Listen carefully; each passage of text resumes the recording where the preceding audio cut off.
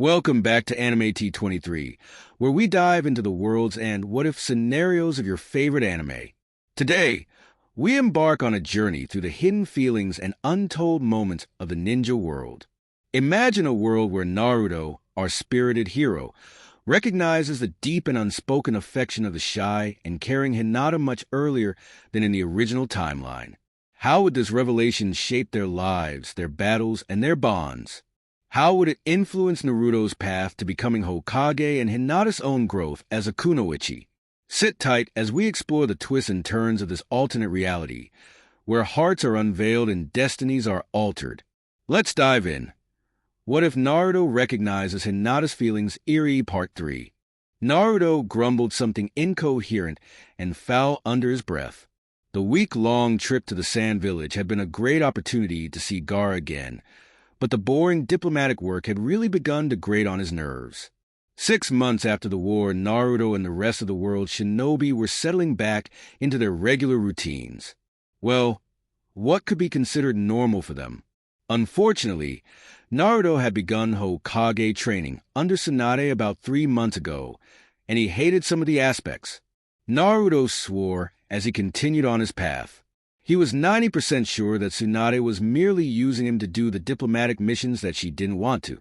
But Naruto had to hand it to her. Using him was an elegant solution. Naruto got the experience needed to deal with the diplomacy aspect of being Hokage, and he got to visit all of the friends he had made in the various great nations. Naruto smiled as he recalled some of the more pleasant parts of his missions. Not only did he have many friends in the other villages, he was also hailed as a hero everywhere he went. Honestly, it had become so annoying being recognized and harassed right away that he had changed his look. Naruto's bangs now reached his chin, and he looked almost exactly like his father. He had grown an inch during the past 6 months, so he had to replace his clothes too. He had kept his orange pants, but his traditional jacket was gone. He had replaced it with mesh armor that he wore underneath his flak jacket, which was made out of a heavier black fabric instead of the traditional green. Naruto had become fast enough due to his weights that it barely slowed him down at all. Along with the flak jacket, he had gotten a new coat from the Toads. This one was the same, except it had a high collar like his father's jacket and was predominantly orange instead of red. On each shoulder were orange swirls, the Uzumaki clan crest. The first time he had walked through the Leaf Village in his new clothes, many people had stared at him as if he were a ghost, which, to be fair, was a fairly normal reaction. Naruto looked so much like his father that nearly every single one of his friends had commented on it. The thought of his friends, and especially Hinata, made the young blonde very eager to get home. Ever since he had turned 17 5 months ago, he and Hinata had gotten very close. Flashback Naruto closed the door to his apartment, letting out a contented sigh. The party had lasted until midnight, and several of his friends had gotten drunk off of some sake Rokuro had managed to obtain. While Naruto himself actively avoided the drink, many of the group had no such qualms. Needless to say, it had been one of the most rowdy parties he had ever experienced. Turning his back to the door, Naruto's eyes met with twin pools of lavender. He grinned mischievously, stepping forward to embrace the girl of his dreams. Lips clashed as the two met in a passion-filled embrace. Their tongues intertwined and fought for dominance as Naruto pushed Hinata up against the wall. The kiss grew more and more heated, and they only paused for short breaths before locking lips once more. After several minutes of this, Hinata pushed Naruto backwards gently, getting her back off the wall. Their lips didn't separate for even a moment as they slowly made their way into the kitchen. They continued down the hall towards a bedroom, and once inside they made their way towards a bed. Hinata gently pushed Naruto back onto the bed, his knees buckling as he flopped onto his butt. She gently placed a finger over his mouth as he opened it to protest. "Remember what I promised you when you left for training?" Hinata asked softly.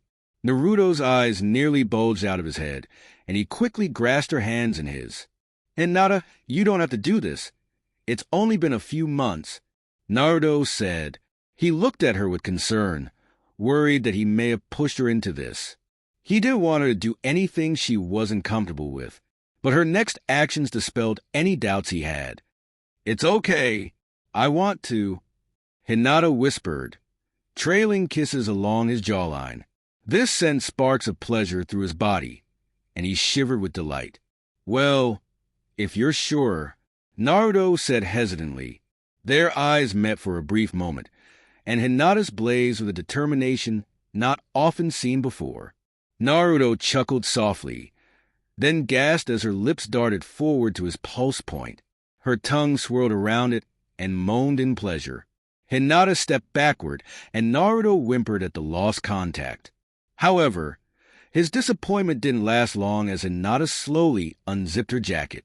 He nearly drooled as she dropped the baggy garment.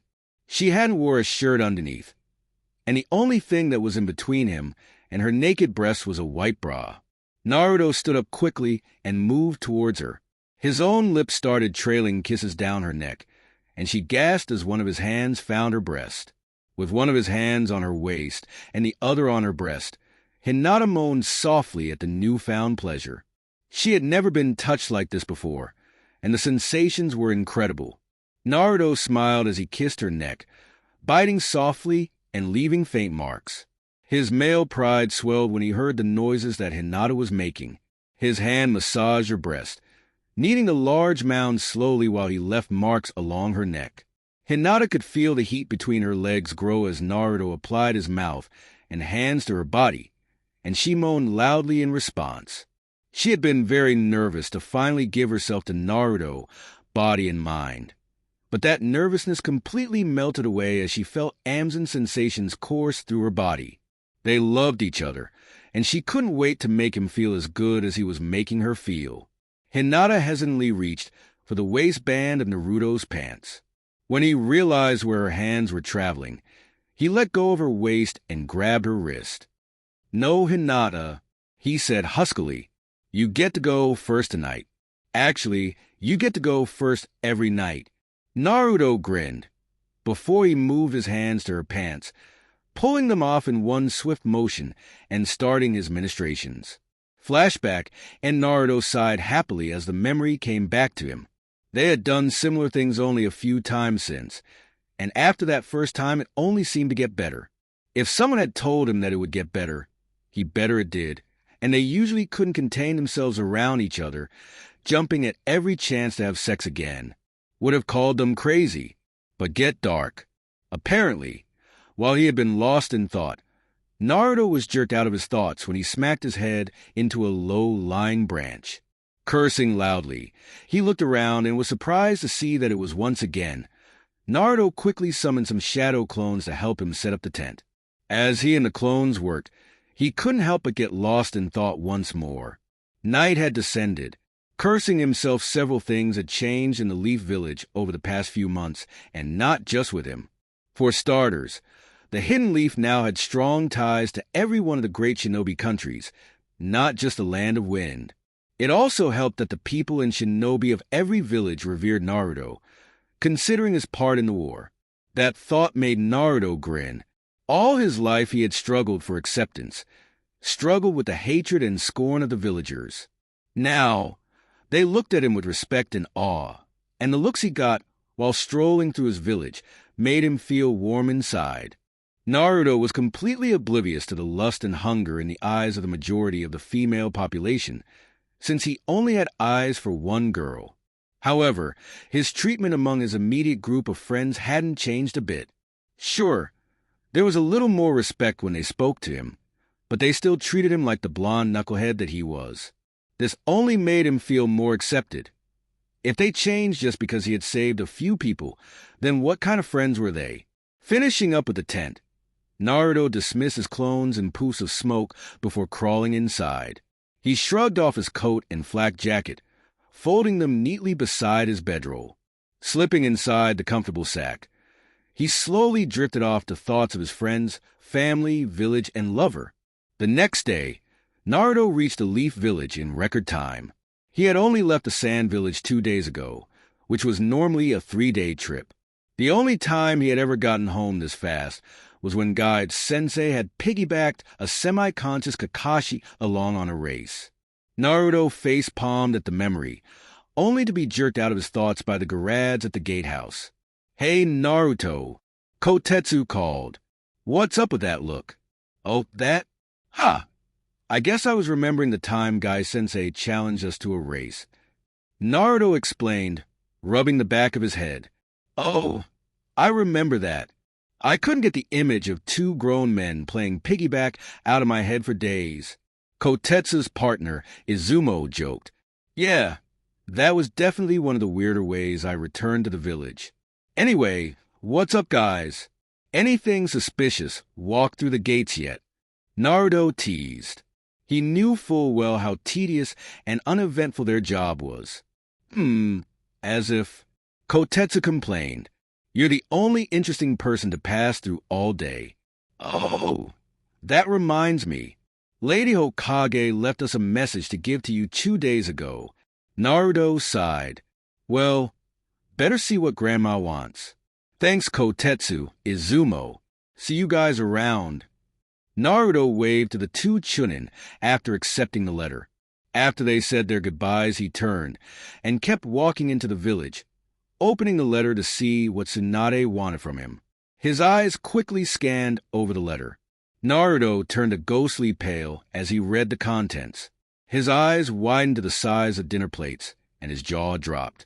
He read the letter twice just to make sure, before cramming it into one of his vest pockets and taking off down the road. Every villager attempted to greet the distraught man, but he ignored them and kept running. In less than a minute, he arrived at his destination. He flung open the front doors, searching the lobby while trying to suppress his rising panic.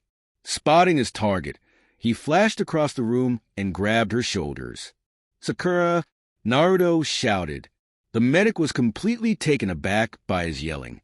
"Where's room 315? I have to get there now." Naruto screamed. "What dash?" "Wait, just calm down, Naruto." Sakura said soothingly. "Listen, it's okay. She's gonna be fine." The medic reassured him. Sakura hadn't changed her outfit at all. She still wore her same nurse's uniform since taking over the hospital from Tsunade. "No, I need to see her," Naruto shouted, his panic getting the best of him. Tossing his pink-haired teammate to the side, he quickly moved to the directory.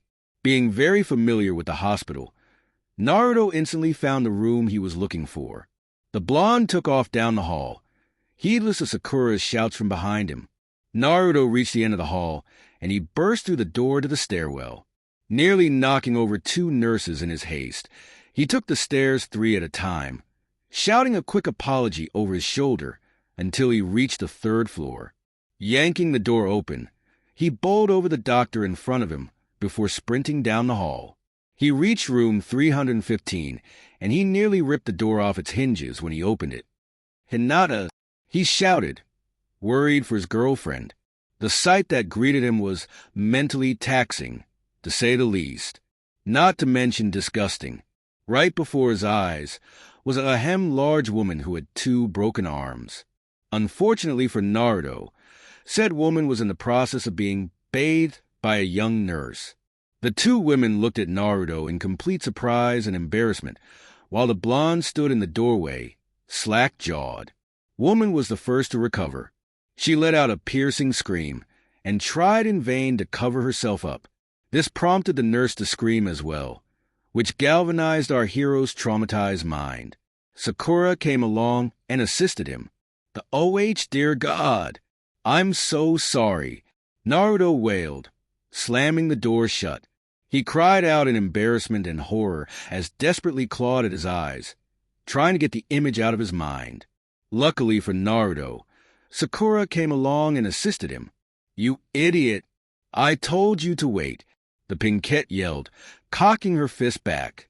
Using her tremendous strength, she charged at him and punched him square in the side of the jaw. The tremendous blow sent him flying down the hall, before making him crash straight through the wall. Spectators from outside the hospital say they saw a yellow patch of hair replace several of the bricks on the side of the hospital, before it was yanked backwards and the hole was left unfilled. Inside, Sakura shook Naruto by the shoulders, berating him for acting rashly and not reading the letter properly. Sakura knew exactly why he was there. She had helped with the examination after all. "Next time, listen to me, okay?" Sakura shouted, her anger beginning to subside. Naruto simply held his head in his hands, nodding dumbly to her statements. When he looked up, the sheer joy and amount of gratitude in his eyes took her aback. "Oh, thank you, Sakura. I don't know what I would do without you," Naruto sobbed, throwing his arms around her waist. "Oh, God! It was so horrible. There are no words to describe the horrors I witnessed. But you made it go away with your monster strength. Oh, thank you so much, Sakura." Naruto cried, letting the tears flow. "Naruto, you're such an idiot," Sakura sighed, crossing her arms. However, she couldn't keep the smile off her face at the antics of her best friend. "All right, stand up and get yourself cleaned up, then go home. Hinata told me that she would be waiting for you at your apartment." Naruto's face lit up at the information. Thanking Sakura again, Naruto wiped his face on her nurse's uniform before sprinting down the hallway. He laughed as he heard her angry shouts and rapid footsteps behind him, but he was far too quick for her to catch. Spotting an open door, Naruto dashed into the empty room. He threw the window open before jumping down to the ground. He ignored the angry shouts of his teammate as she hung out the window, choosing to focus on getting home. Once he felt he was at a safe enough distance, he slowed down to a leisurely stroll. Now that he knew that Hinata was okay, and that she had only been in the hospital for a short time, he could relax and enjoy the village as he walked home. The streets were crowded since it was midday, but Naruto found that the crowds didn't hinder his ability to walk through the village. He basked in the admiration and respect he could feel in their gazes, but once he saw someone he knew, he ignored everyone else. "Yo, Rokuro, what's up?" Naruto called, spotting his cousin's red hair in the crowd. The man turned around, looking for who called his name, before a big grin split his face as he saw Naruto. "What's up, lil' bro? Just get back from the sand?" Rokuro asked, holding out his fist. The eldest Uzumaki wore the traditional Jonin uniform of the Leaf, considering that he was still on active duty. Naruto knocked knuckles with his adoptive brother. "Yeah, and I just got out of the hospital too. Can you tell me why Hinata was there, even if it was only for a bit?" Naruto asked curiously. Despite not being immediately concerned for her, he still worried about his girlfriend. "Oh, no reason." Rokuro waved him off, a hint of mischief in his eyes. Naruto raised an eyebrow, and his brother simply smirked at him. "I couldn't tell ya. I mean, it's not like she would tell me or anything, and it's not like you have to know right now." The redhead teased, winding him up. "Yeah, well, the last time everyone kept a secret from me about Hinata, I ended up not knowing she loved me for however many years." Naruto said sardonically. Rokuro simply laughed before putting his hands in his pockets. "Well, you can't really blame them. That was between the two of you. Anyway, you should report into Lady Tsuanda. She might get pissed if she hears about the incident at the hospital before you report in." "Wait, how'd you hear about it already?" Rokuro laughed again. "Seriously? Everyone within a mile heard about it. I can still hear the echoes of that collision you had with the hospital wall." Rokuro sighed. "I'm guessing that was Sakura, right?" Naruto nodded, rubbing his jaw. "She still hit so hard. I thought dating Sasuke would make her less violent." He whined. "Well, at least neither of them changed too much. I mean, she could have sent you all the way through the wall, instead of just your head." Rokuro pointed out. "Whatever. She could just not hit me, you know." Naruto groused, but he was simply complaining for the sake of it. To be honest, he was glad things between the three of them hadn't changed. "Okay, I'm gonna go talk to Granny Tsunade before I get clobbered again. See ya," Naruto said, giving a short wave before walking to the Hokage Tower. 5 minutes later, he was standing outside the Hokage's office. The blonde mentally prepared himself to enter the room. Shouts could be heard along with a small whining voice. Naruto smirked in amusement, suspecting that the commotion had something to do with Shizen. Opening the door, he could see that he had guessed correctly. No, Shizen. That was a gift from the Mizukage. It's limited edition, Tsunade wailed, sounding like a 5-year-old. Lady Tsunade, you have to stop drinking if you're going to get anything done. So I'm throwing out all this sake. You're not stopping me. Shizen shot back, a vein on her forehead twitching. Naruto laughed at the sight of the two women. Tsunade had her arms wrapped around one of Shizen's ankles, and the assistant looked visibly annoyed that her mentor was acting so childish. In her hands was a box that had miscellaneous bottles of the potent alcohol. Apparently, she had found the Hokage's secret stashes. What do you owe? It's you, Naruto. Come in. I was just leaving, Shizen said with a note of finality. She ignored Tsunade's wails of protest, walking out the door without a backward glance. No, Shizen, Tsunade cried, up until the door shut behind Naruto. All of a sudden, her demeanor changed from depressed to smug. Ha! Great timing, brat. She would have kept searching if you hadn't shown up. Now I can save the best stuff. The busty blonde rubbed her hands together greedily. Yeah, Granny. I have great timing. I already knew that. Now, do you want my report or not? Naruto asked, deciding not to inform Shizen about her mentor's devious plan. The Hokage stood up, all business, and sat down behind her desk before gesturing for Naruto to proceed. After Naruto finished his report, Tsunade simply nodded her acknowledgement before reaching underneath her desk.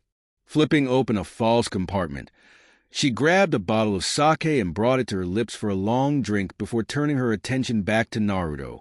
There was a glint of danger and amusement in her eyes as she stared at the blonde. Naruto fidgeted in place for several moments before he couldn't take the silence anymore.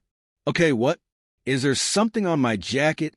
Naruto asked, staring down at his clothes, trying to find something wrong with his appearance. No, nothing like that, Tsunade said dismissively. Well, now that you've reported in, I suggest you go find Hinata. Your pay will be deposited directly into your account, as usual. Okay, but is there something wrong with Hinata? Why does everyone keep looking at me like you just did?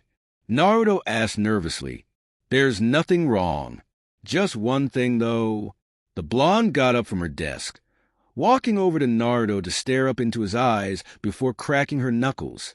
This caused him to swallow drilly, and shivers to go down his spine. Despite the fact that he was taller and probably stronger than the woman in front of him, she still terrified him. You better make the right choice. Otherwise, you won't get a second chance, she said ominously, which caused Naruto's eyes to go wide with fear. Yes, ma'am, he said hastily, before backing out of the room as quickly as possible. The blonde Hokage gave an evil smile when he left. It sure was fun scaring the brat, but she knew he would definitely do the right thing. God, why is everyone acting so weird today? First Sakura, then Rokuro, and now Granny Tsunade. Just what the heck is going on? Naruto still had a habit of thinking out loud. This drew more than a few stares, and he rubbed the back of his head sheepishly, embarrassed. He trudged through the streets, withdrawn into his thoughts as he walked home. Within a few minutes he was standing outside of his apartment, inserting the key into the lock. Entering the small abode, he smiled as he saw the pair of sandals that were sitting next to the door. He could smell cooking as he quietly shut the door. Slipping his pack and sandals off, he quietly crept into the kitchen after hanging up his coat. He turned the corner, admiring the beautiful girl cooking for him, before creeping up behind her. Hinata was dressed in her usual outfit, but she had taken off her own heavy jacket. Months of intimacy had made her more comfortable with her body, at least around Naruto. She was humming softly to herself as she cooked, a tune that she remembered her mother singing when she was little. Smells great. What a nice thing to come home to, Naruto said softly, directly into her ear, his arms wrapped around her waist, both of them coming to rest on her stomach. Naruto, Hinata shouted happily, spinning around in his grip. She gently kissed him on the lips. "Welcome home," she smiled, wrapping her own arms around his shoulders. "Thanks, Hinata." Naruto grinned, planting another kiss on her lips before letting her go. "So, did anything interesting happen while I was gone?" Naruto asked, pulling his flak jacket over his head. He tossed it onto the back of one of the chairs, letting himself sink into another. He was actually pretty tired, which wasn't surprising considering the pace he had set on his way back. "Oh, not much," Hinata replied, a hint of worry in her voice. "Just the usual things. Come on, Hinata. Don't lie to me," Naruto said seriously. She glanced at him, afraid that he had discovered her secret. "I know you were in the hospital, at least for a while. I think that qualifies as something to tell me." "I know," Hinata said nervously. "I promise I'll tell you, but after we eat, okay?" Naruto pretended to consider for a moment before responding happily. Okay." He loved her cooking. He once told her it was better than Ichiraku's, much to her surprise and embarrassment. The two sat in the kitchen, chatting idly about whatever came to mind. Naruto was telling her about a prank he had pulled on Gaara during his trip to the sand village. And then he put the hat on, and tons of sand just fell all over him. "I swear, Kankuro and I were laughing so hard I thought we were going to die." Naruto finished the story with exaggerated movements, making whooshing noises and laughing as Hinata giggled at his antics. "Ah, that was great, Hinata. You really do make the best food." Naruto sighed contentedly, patting his stomach.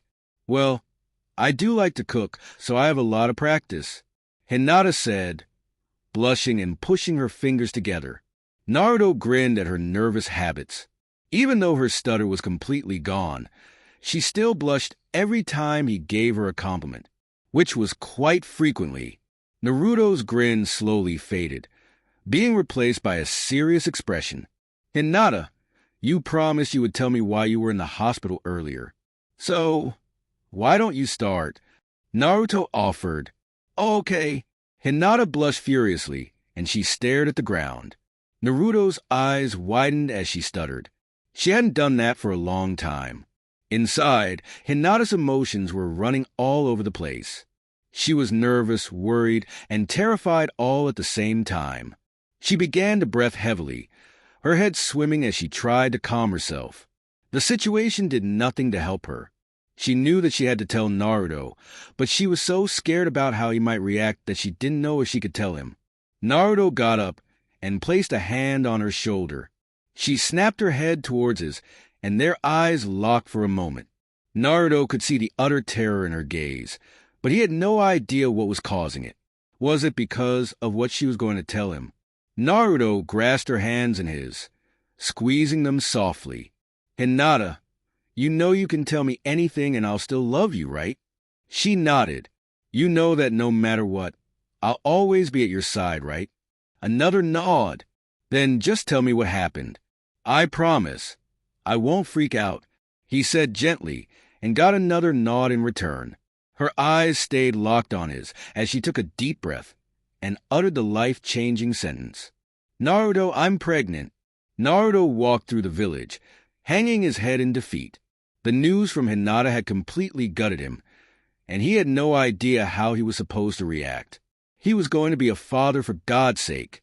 What the hell was he supposed to do? The blonde shook his head in disbelief as the thought repeated itself over and over in his head. The mantra had been echoing throughout his entire being as soon as he heard the news. Even though Naruto was certain that he should have at least felt something, his body was numb and he was completely emotionless. Shaking his head again, Naruto simply shuffled along the dark streets, letting his feet guide him. There was no conscious direction that he was headed. He simply let his body go through the motions while he tried to unlock his emotions. Around him, the Leaf Village was unnaturally quiet. It was only 10 at night. There should have been more people around. Oddly enough, the night was silent as Naruto walked through the village, only the occasional AMBU patrol making any noise. It was like the entire village shared Naruto's emotional blankness, holding its breath while waiting for the emotions to come spilling out. But Naruto noticed none of this. He was simply too shocked to pay attention. The blonde had been wandering for nearly 2 hours, but the emotions still hadn't shown themselves. Naruto couldn't feel frustration because of this. He could barely feel it all.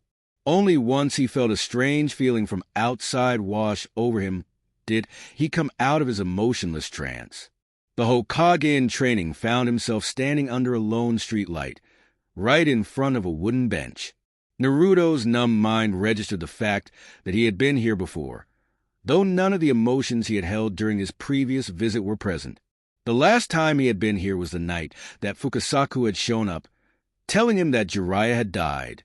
Despite the negative emotions associated with the location, Naruto didn't feel a single thing, and he made himself sit down on the bench and started staring out over the village. He simply stared, not registering the beauty of the village laid out before him, before putting his head in his hands. Why can't I feel anything? It's like all my emotions were cut off when she told me she was pregnant. I should be happy. I'm going to be a father. Naruto's breath caught in his throat, and his eyes widened to the size of dinner plates. He was going to be a father. As soon as he accepted that fact, it was like the floodgates to his heart had opened, and every emotion he had kept locked within came pouring out in a single, rushing torrent. The blonde started hyperventilating as his emotions overwhelmed him. Love, happiness, anticipation, and anger, just to name a few. He loved Hinata and had absolutely no qualms about starting a family with her. But why the hell was he the last to know? Everyone had been dropping hints all day, and it didn't make sense that his friends would know before he did. But soon all these feelings were swept away, overpowered by only 2 emotions: guilt and fear. Naruto couldn't help but feel agonizing guilt over what he had done once Hinata had told him, and tears clouded his vision as he recalled the way he had left. Flashback, Naruto reeled backwards at the news, like he had been struck by a hammer blow to the head. His chair leaned backwards and then slipped out from under him. He crashed to the floor as Hinata reached out, trying to stop his fall. His head hit the ground first, and a small amount of pain blossomed in his skull as it registered with his brain. His body quickly followed, and he found himself staring at the ceiling. He simply lay there, his mind still paralyzed from the shock as Hinata rushed to his side. "Naruto? Naruto!" Hinata shouted, leaning over his body. Her shouts fell on deaf ears, as Naruto was still too shocked to hear her. Inside his mind, Naruto was completely frozen by the news. Hinata was pregnant. Hinata was pregnant. Naruto kept repeating it over and over in his head, oblivious to the outside world. Hinata was looking into his face, concerned by his reaction. This wasn't what she had expected. She had expected some outburst of emotion. She thought that Naruto would have been jumping up and down with joy, or shaking with fear, or angry that they had been careless enough to let this happen. But complete shock and silence? It defied all of her knowledge of Naruto, and she had no idea how to deal with it. "Naruto, please say something," Hinata begged, tears forming in her eyes. She desperately hoped that he would say something, anything, to help her figure out his state of mind. The not knowing was killing her, and it scared her beyond belief. Are you sure?" Naruto asked, his voice flat and emotionless. Hinata nodded vigorously, putting a big smile on her face. "Yes, I'm sure," Hinata croaked, her throat tight with fear and sorrow. "I was checked by Sakura 2 days ago. I was feeling sick a lot, so I decided to go to her. She was the one who told me." She grabbed Naruto's shoulders, pulling him to a sitting position. She got down on her knees and pulled him into a hug. "Isn't this great, Naruto? We can finally start the family you've always wanted.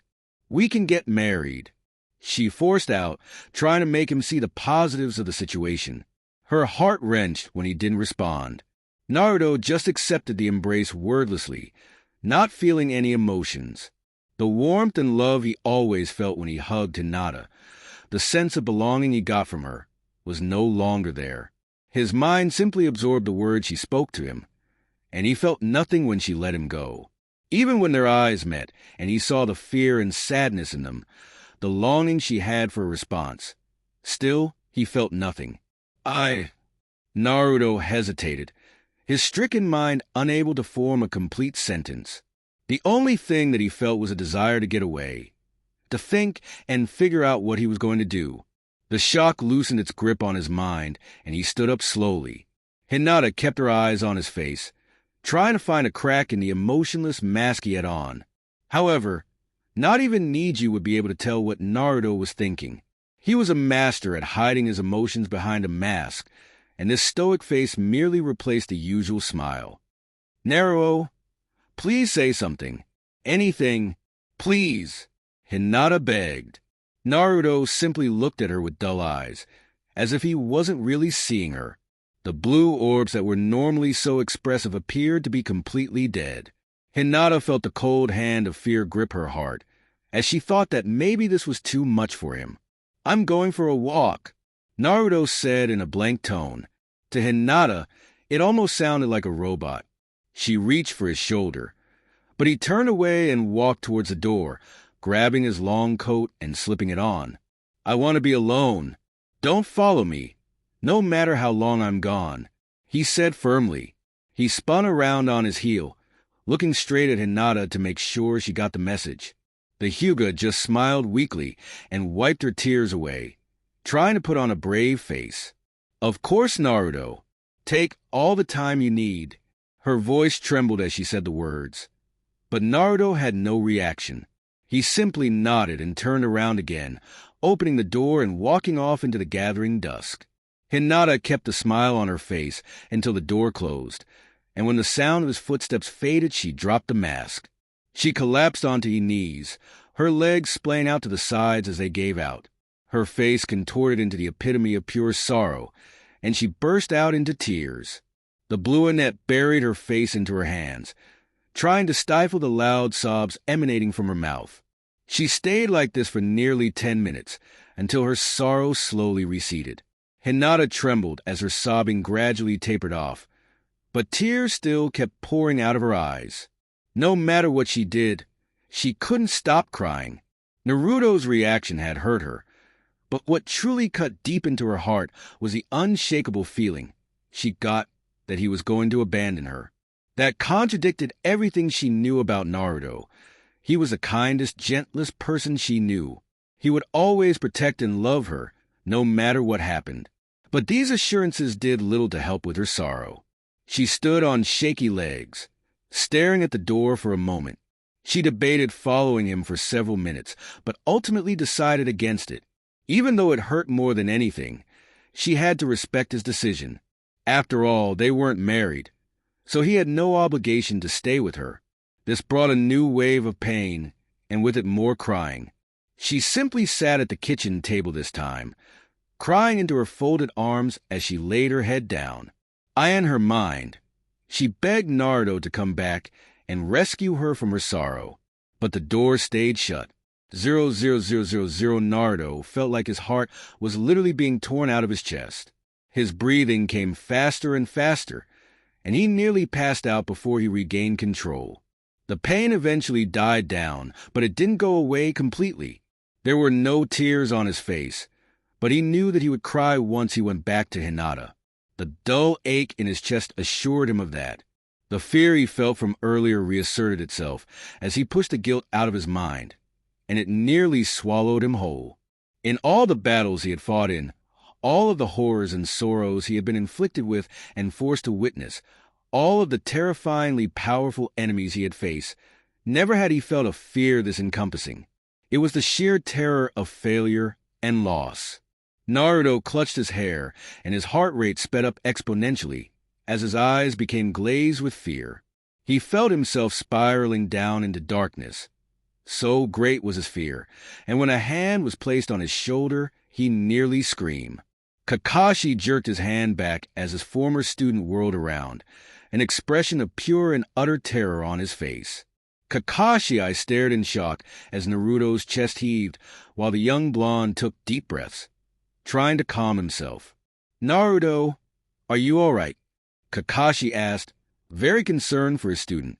In 7 years of knowing Naruto and being put through countless trials and traumas with the young shinobi, Kakashi had never seen him this scared.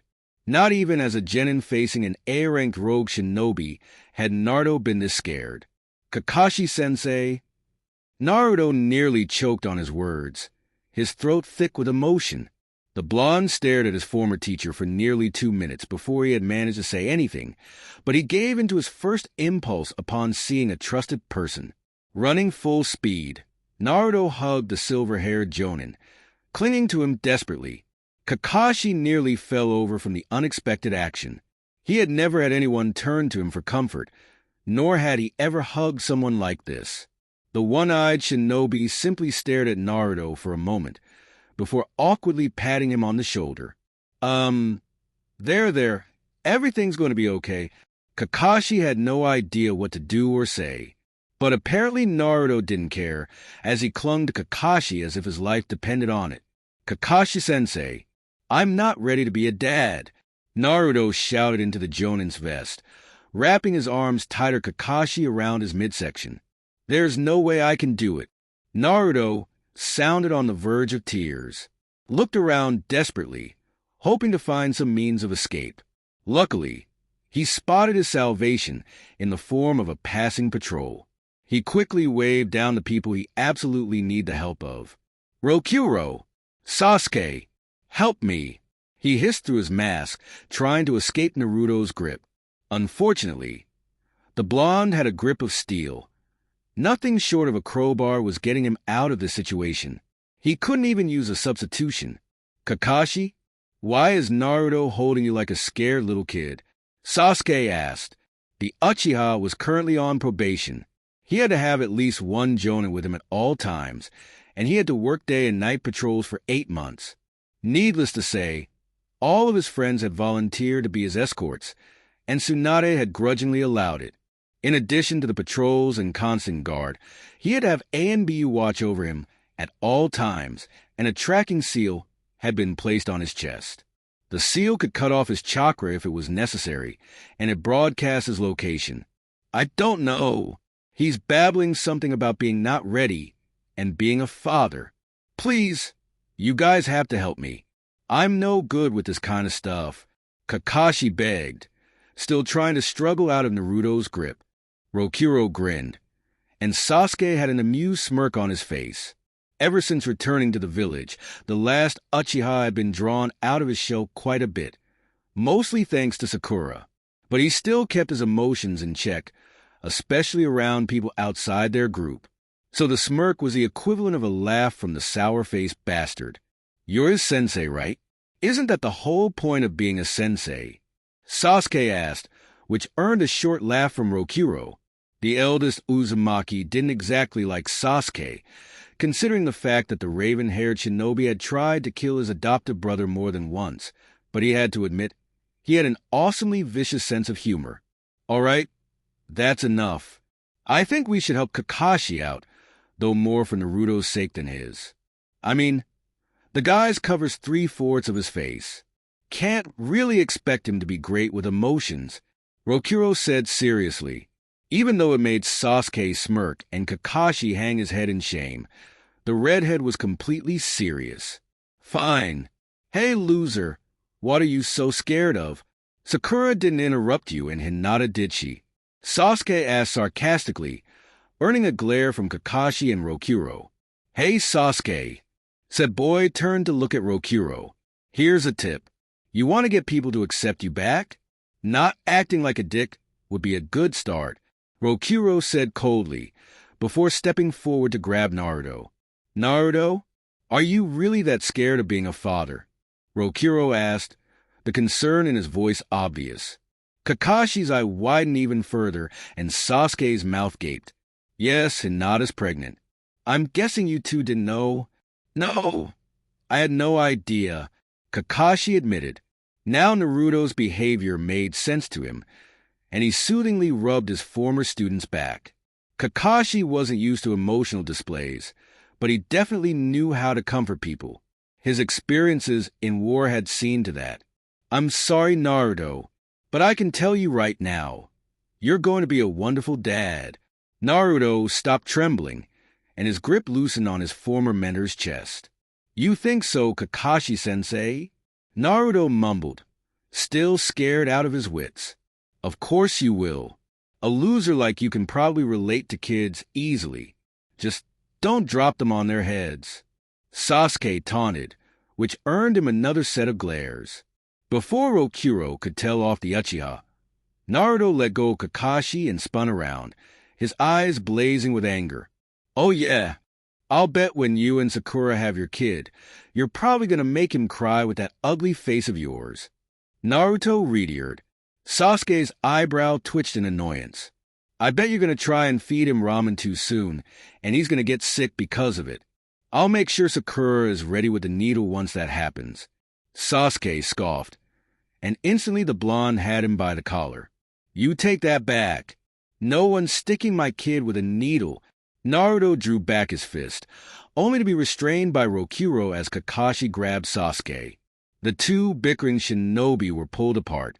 "Enough, you two," Kakashi commanded, and they instantly quieted at the sound of his voice. It carried the unmistakable ring of a leader in it. "Sasuke, I'm taking over as your guard for the night. Rokuro, you stay with Naruto. Now let's go." The copy ninja grabbed Sasuke by the collar, dragging him off into the night.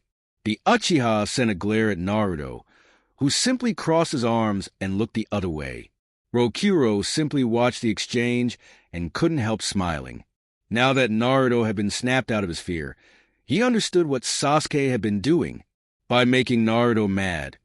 He had overpowered the obvious terror Naruto had been possessed by. Still, it was funny to watch them argue like two 5-year-olds. They were two of the strongest shinobi in the village, possibly the world, and they still acted like small children. It seemed that the stronger someone got, more and more personality quirks popped up, like the childishness they and Kakashi sometimes displayed, or the late Jiraiya and third Hokage's perverted side. Naruto, his annoyance at Sasuke's words fading, found himself once again slipping back into the fear of loss and failure. He desperately tried to shake it off, but no matter how hard he tried, he couldn't stop himself. He started trembling again, but it stopped once he felt arms wrap around him. "It's okay, little bro," Rokuro said softly. "There's nothing to be scared of." Naruto returned the embrace, clutching at his adoptive sibling's jacket. It helped alleviate some of the fear, but not all of it. "Now! Why are you so scared? I'm not ready to be a dad. What am I going to do? How do I know I'll be a good enough dad? What if I can't protect them? I'm too young to have a kid." Naruto fired out, all of his fears laid bare. The fear of having a child, only to fail or lose them, was almost too much for Naruto to bear. The mere thought of it was terrifying enough, and the fact that he actually was going to be a parent only made it that much more potent. I can't deal with it." Some tears started to leak out of Naruto's eyes. Rokuro patted his back reassuringly, squeezing the blonde tighter. "Look, Naruto, like it or not, you're having a kid. There's nothing you can do about that. But what about Dash?" Naruto began, only to be cut off as Rokuro pulled back and looked at him with a hateful expression. "Don't you dare finish that sentence. Don't even think about it.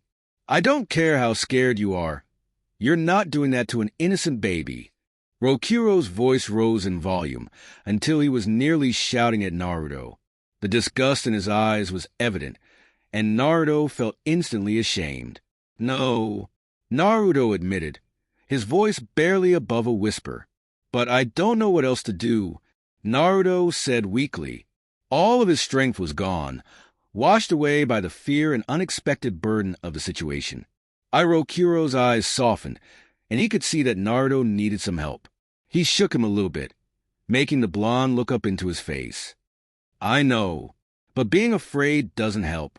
Rokuro dragged Naruto to the bench, forcing him to sit. The other Uzumaki sat on the other side of him, staying silent for several moments to gather his thoughts before speaking. "I know what it's like to be that afraid. When I was little and I had Karen with me, I was terrified that I wouldn't be able to take care of her. So I let her go. I gave her up so that way she could be taken care of properly. Are you saying I should give up the baby? Naruto asked, and Rokuro shook his head while smiling sadly. No, you shouldn't give it up. What you should do is learn how to take care of a kid.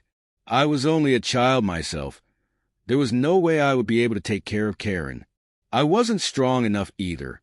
So I left her, and I went off to train so that I could take care of her. That's what you should do, Naruto. Train.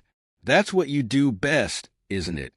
Naruto felt the fear start to drain out of him, along with the last of his strength. His brother was right. He could learn how to take care of a baby, just like he learned Nujutsu. But at that time, he was just too exhausted to start asking those questions. But there was one thing that was bothering him, and he decided to ask. You're right.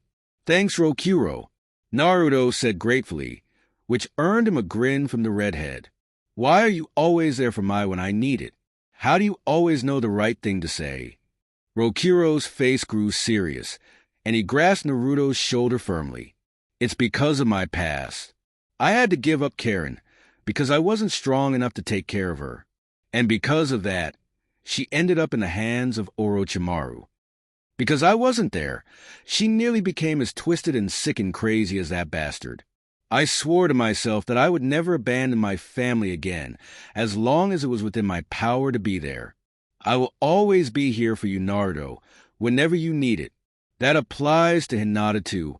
Naruto's eyes widened, and if he hadn't been so tired from the intensity of his emotions, he would have shot off the bench. As it happened, he simply shot forward, only to fall on his knee. Hinata, oh God, I need to get back and explain to her. Gah, I'm such an idiot. Naruto pounded his forehead, which only resulted in dizziness. Whoa, hang on there, Naruto. Why do you need to get back to Hinata so badly? Rokuro asked, kneeling next to the blonde. I didn't answer her when she told me she was pregnant. Rokuro's eyes became huge. I just told her I needed time to think and left. It was like I had no emotions. Naruto said ashamedly, which earned him a smack from Rokuro. You're an idiot, you know that? Rokuro growled. I'm not the best with women, but even I know that you don't walk out on a girl when she just told you she's pregnant. She's probably freaking out and depressed, thinking that you're probably going to run away. And even worse, everyone wanted to throw you a congratulatory party tonight. Naruto's head shot up, and the surprise on his face was clear as day. Rokuro was looking at him with contempt, and he hung his head in shame again. I messed up, didn't I? Big time. I need to fix this. Well, good luck with that. Rokuro waved, walking away from Naruto. Wait! Naruto shouted, getting to his feet. His legs were unsteady, but they supported him this time. The thought of Hinata crying, the pain he would put her though if he didn't fix this mess, and the thought of her alone while he ran from her helped keep him upright. Please help me fix this. Rokuro closed his eyes, putting his hand on his chin. What do I get for helping you? He asked, and Naruto's jaw dropped. I thought you said you would always be there for me. Naruto protested. Rokuro looked away from him and crossed his arms. Well, not if you deserve what's coming to you. Rokuro shot back. You left her alone. I don't need to help you when I might get dragged into your relationship drama too. Besides, I'm pretty sure Neji and Sakura are gonna beat you senseless. What dash? Oh crap! Naruto dropped to his knees and clasped his hands together, looking like a man during prayer. Come on, please help me. I don't want to die yet. Here, I'll give you what's in Mr. Froggy. Naruto offered, pulling out his fat frog wallet. The desperation in his voice was obvious. Huh. Rokuro looked at him in surprise. Naruto just sat there with a pleading expression on his face, and they stayed in the same positions for several minutes. Rokuro just burst out laughing, and Naruto jerked backward in surprise before standing up and pouting. That wasn't funny. Naruto pouted, which earned another round of laughter from Rokuro. Oh, it so was. Rokuro wiped a fake tear from his face. Oh man, sometimes you are just so easy to fool. Now come on, let's get your ass back home, so you can fix this mess. I'll fend off the vultures while you explain yourself. Thanks. Naruto said sincerely. Rokuro smiled in return before grabbing the blonde's arm and putting it over his shoulder. The two made their way down into the village streets. As they walked, both made small talk about their recent missions and assignments, as well as their personal lives. So, how are you and Hana doing? Naruto asked with a suggestive grin. Rokuro merely raised an eyebrow at him. By this point, they were nearly halfway to his apartment. We broke up. Rokuro deadpanned. Wasn't really working out. I don't really know why, though. Must have been something on her end. Rokuro sounded a little wistful as he recalled his past girlfriend, and Naruto immediately clammed up. Sorry, I didn't know.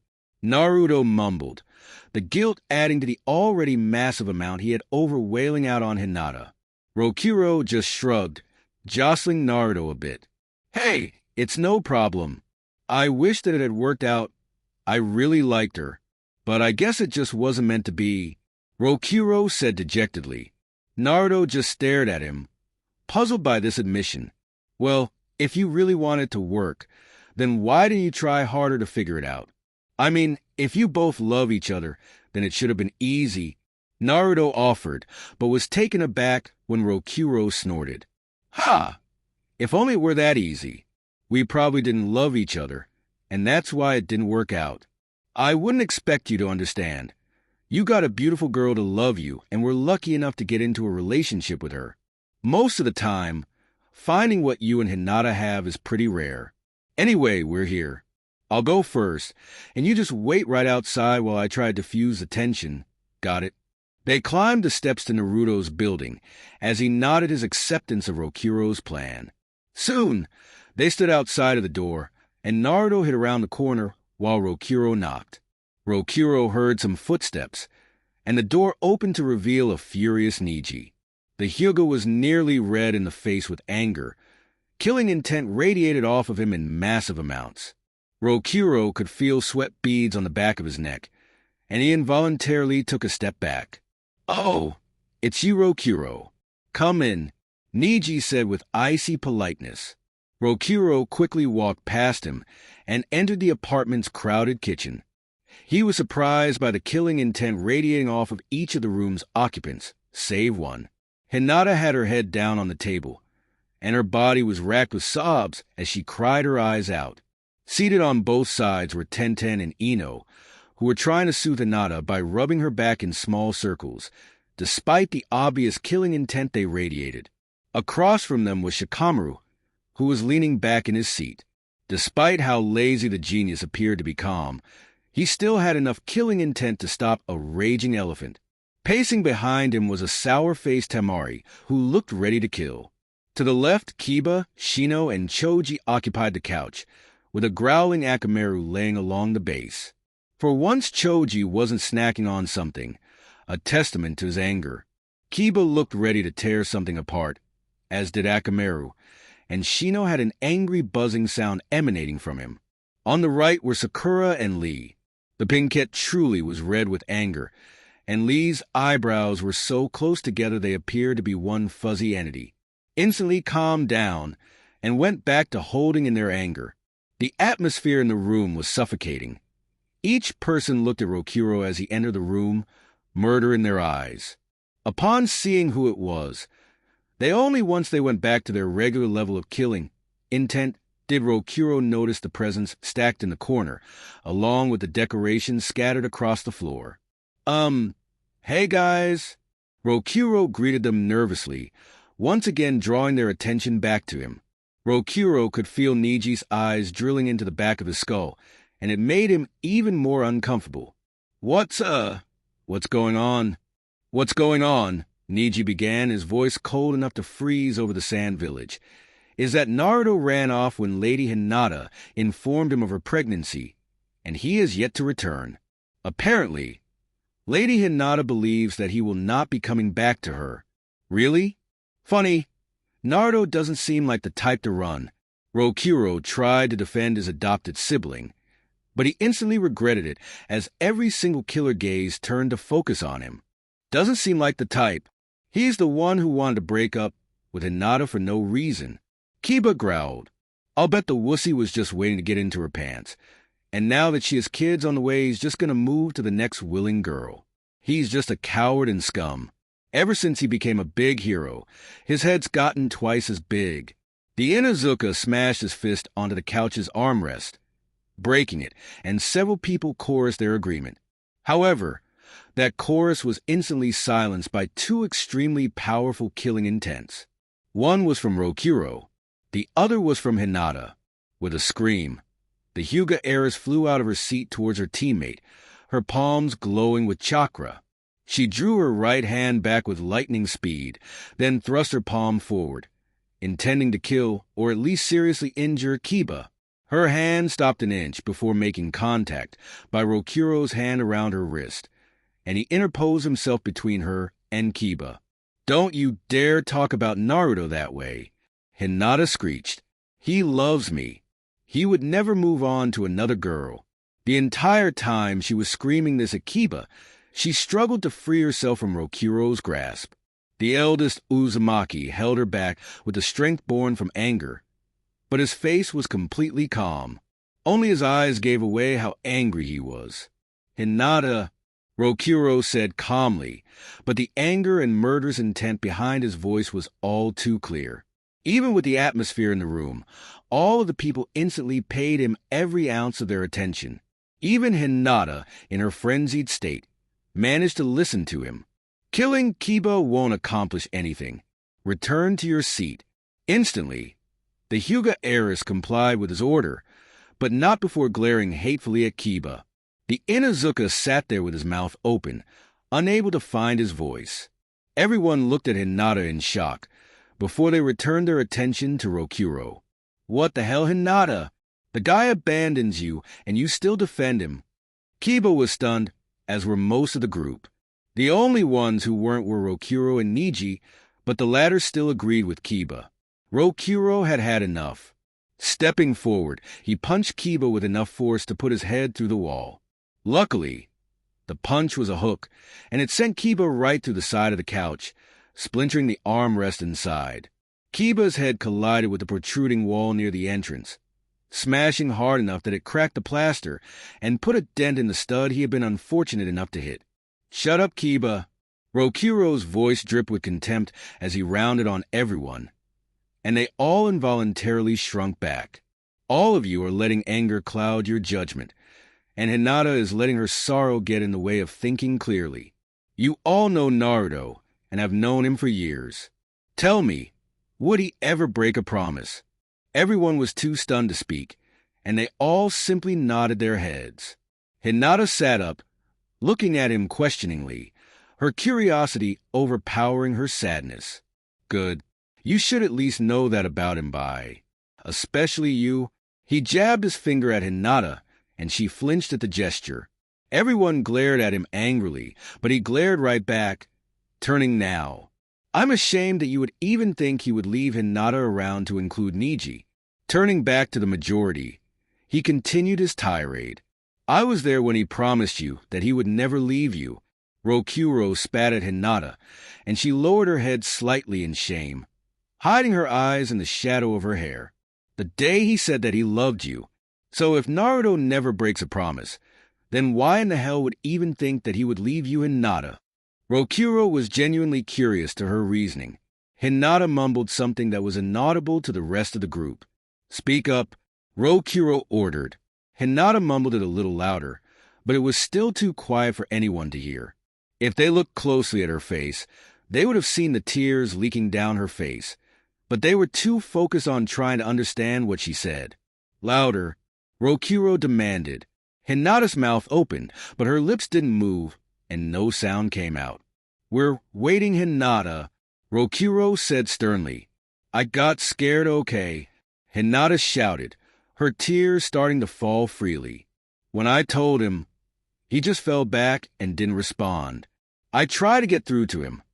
I told him that this is a good thing, that we can start a family and get married. But he didn't say or do anything.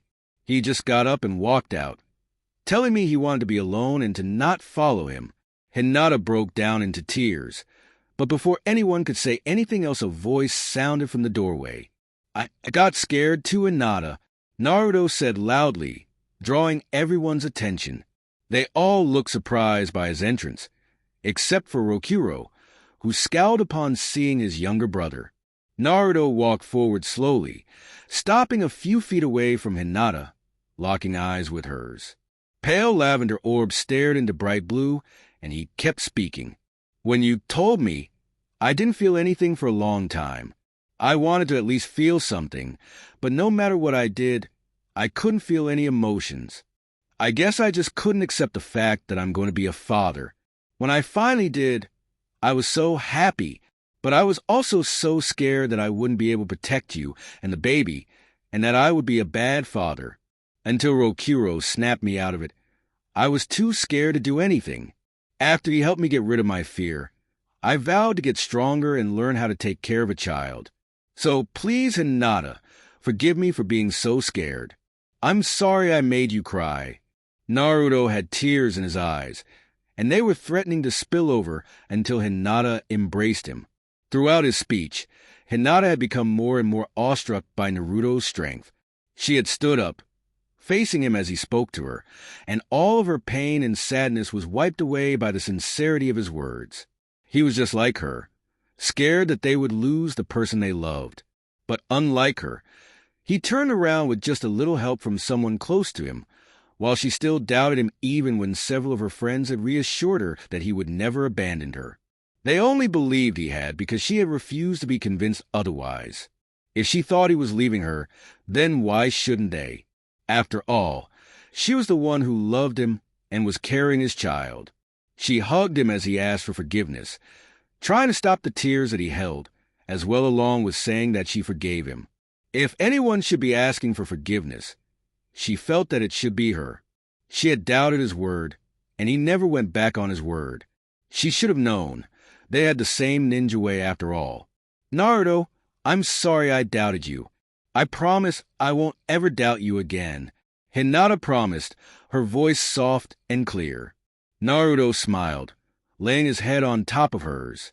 They simply reveled in the feelings behind the embrace. Naruto felt warmth and acceptance in his chest, and Hinata felt warm and secure in his strong arms. They both felt their love for one another, and they remained in the other's arms for several minutes until a snicker drew their attention outside of their own little world. "Ass! Ah, so cute," Temari said sarcastically. While it sounded sarcastic on the outside, she actually thought that it was adorable. Scowling, she looked down at her lazy boyfriend.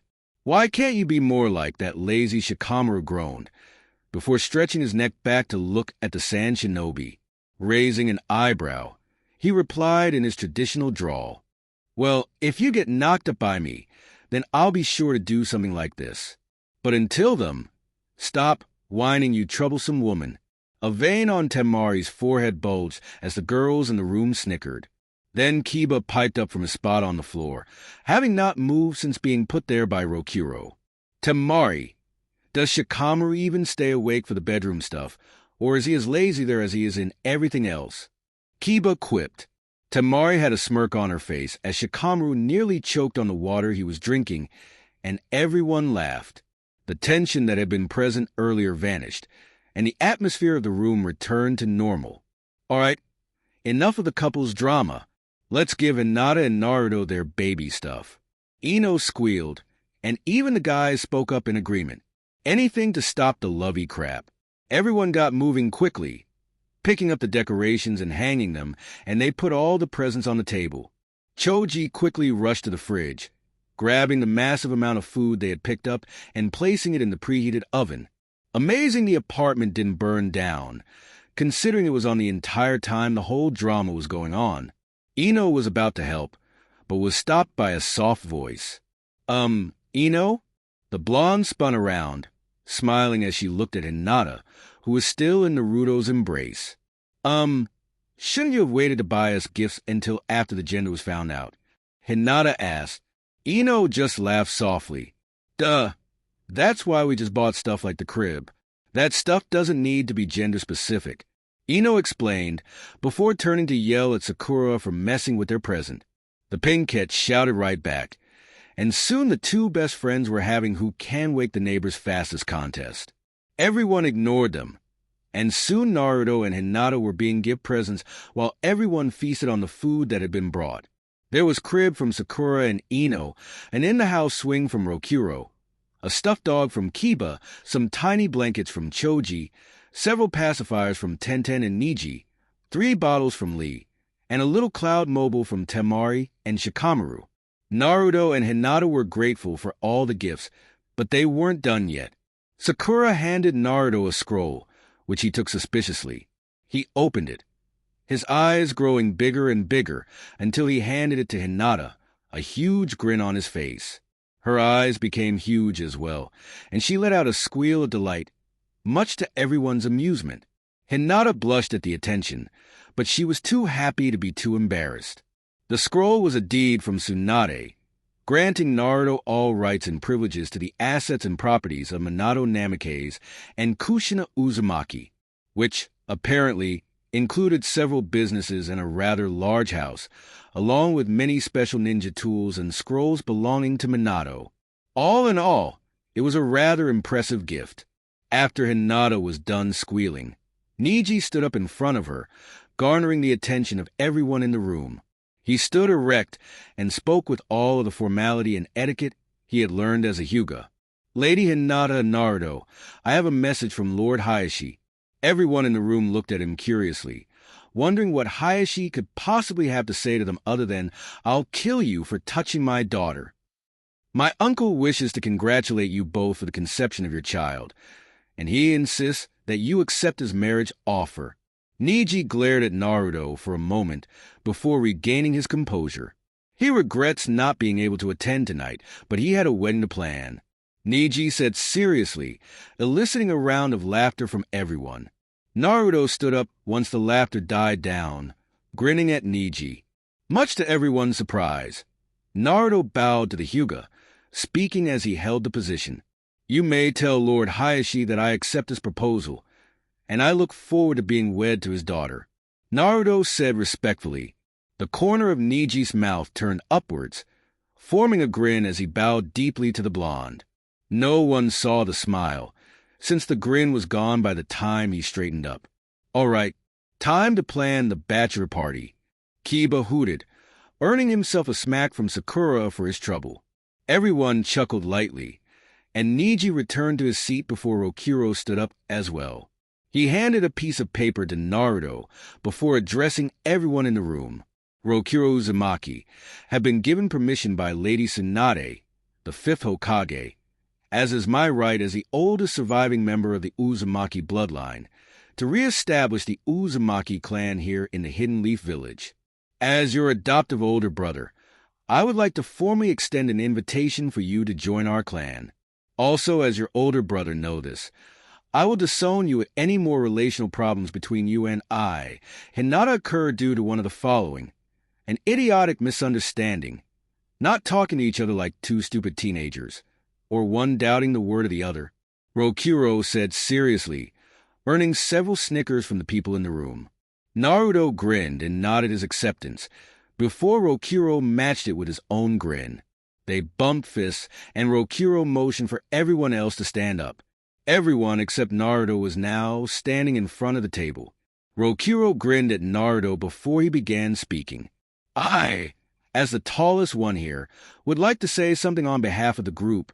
Jeers were made at the tallest one here comment, and Ino and Sakura both smacked the redhead on the back of his skull. Recovering, he continued to talk to Naruto.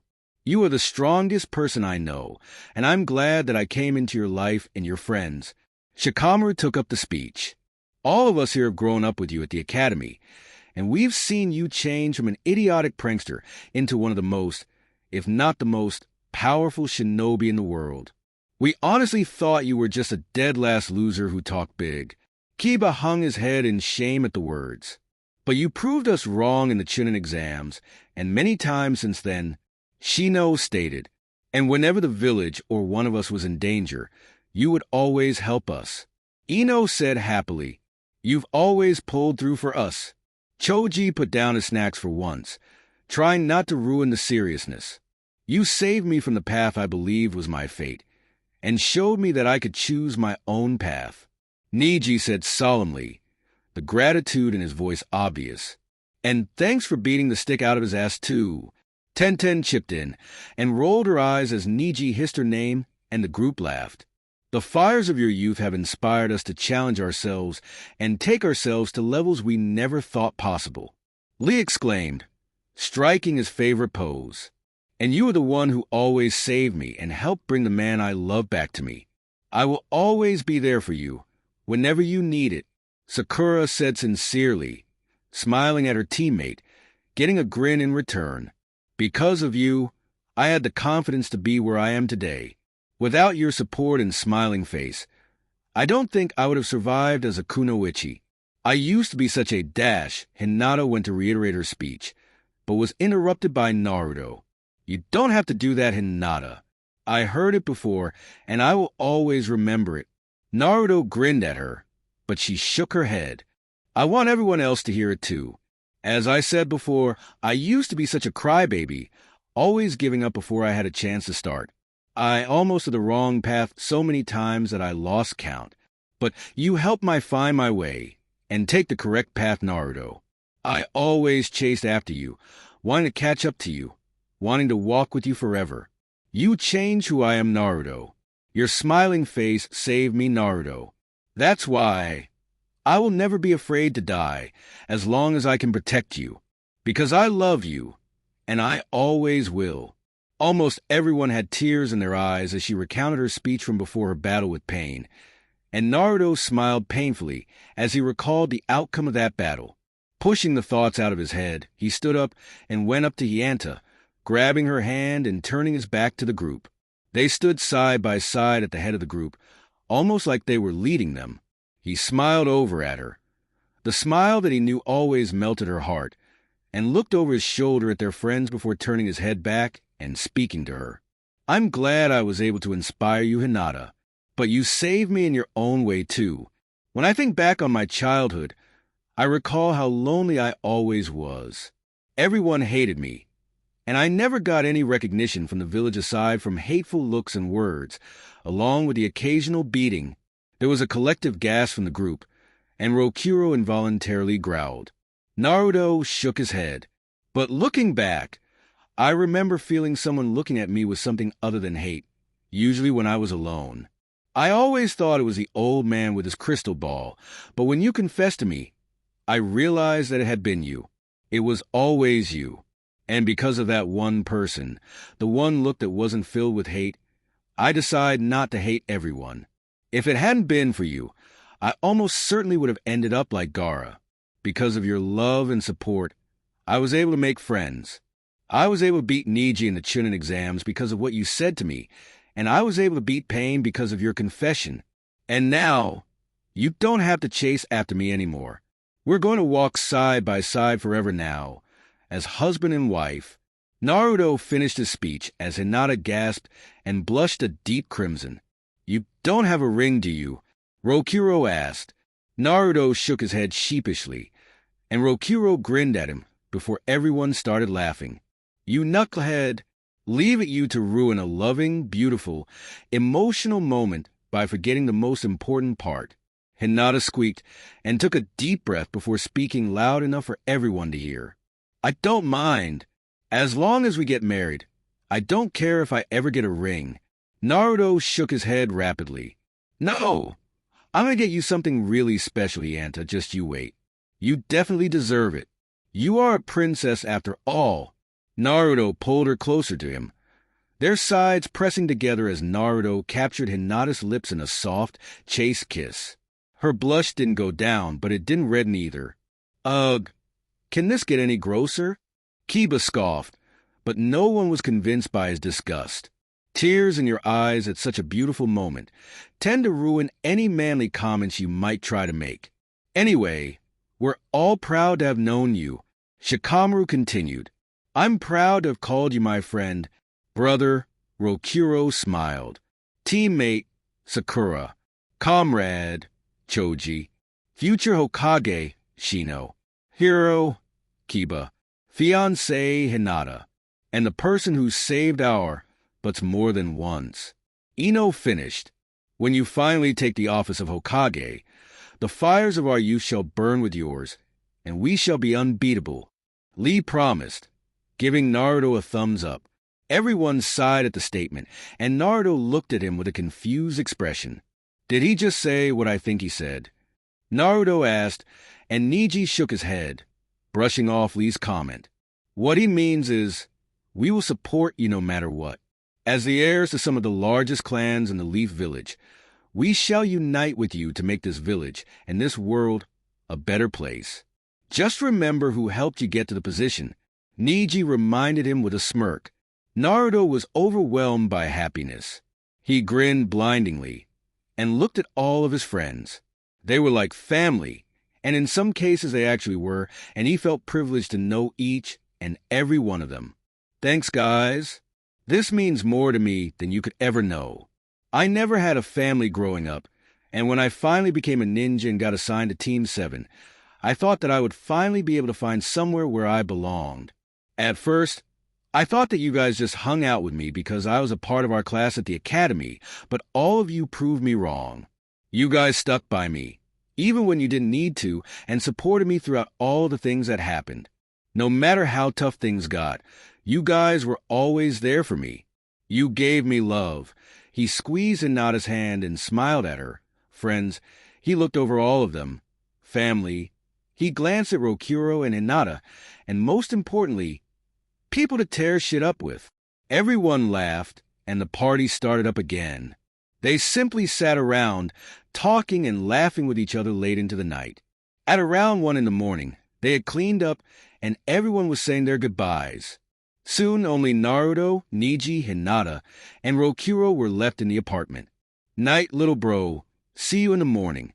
Just because we had a heart-to-heart with everyone, and a party doesn't mean you get to skip out on training. Rokuro and Naruto knocked knuckles before the eldest Uzumaki took his leave. Lady Hinata, I really must insist that you return home. You cannot remain here indefinitely. Plus, Lady Hanabi would very much like to speak with you, Neji said politely, knowing Hinata's weak spot for her younger sister.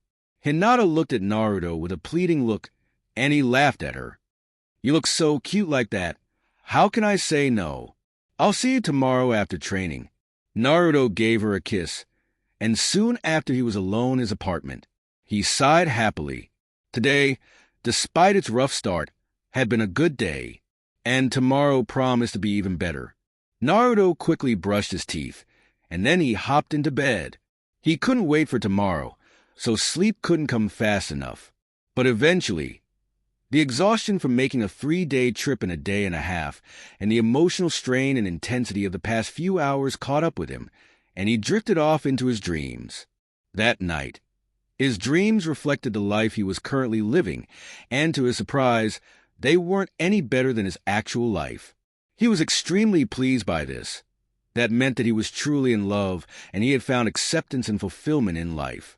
Of course, as soon as he wakes up, he wouldn't remember anything about his dreams or the epiphany he had in his sleep. All he would remember was the real life was finally better than his dreams. Naruto stood in the clearing, hands together in a generic hand sign, focusing his chakra, opening his eyes. He focused on where he wanted to go. Wind gathered around him, and his legs felt empowered. Faster than the human eye could follow, he sped across the clearing, looking for all the world like he had disappeared, only to reappear with his face firmly planted into the side of a tree. "Sanofa dash!" Naruto shouted, holding his bleeding nose. Behind him, Rokuro was doubled over, laughing his ass off. Ha! The first time always ends up like that. But hey, at least you went somewhere, Rokuro managed to say, before collapsing into another fit of laughter. Naruto finally got over the pain in his face, especially his nose, before glaring at his brother in annoyance and anger. You knew this would happen. Why didn't you tell me that I was going to break my nose the first time I did it? Naruto shouted accusingly, crossing his arms over his chest and pouting. Rokuro just kept chuckling, almost wheezing after he had finished laughing, before answering. I didn't know it was going to happen. I just knew there was a high probability that you would smash your face into the nearest object, Rokuro deadpanned, before breaking out in a grin when a tick mark appeared on Naruto's forehead. You still could have warned me. Then I wouldn't have tried to go as fast, Naruto shouted, throwing another temper tantrum.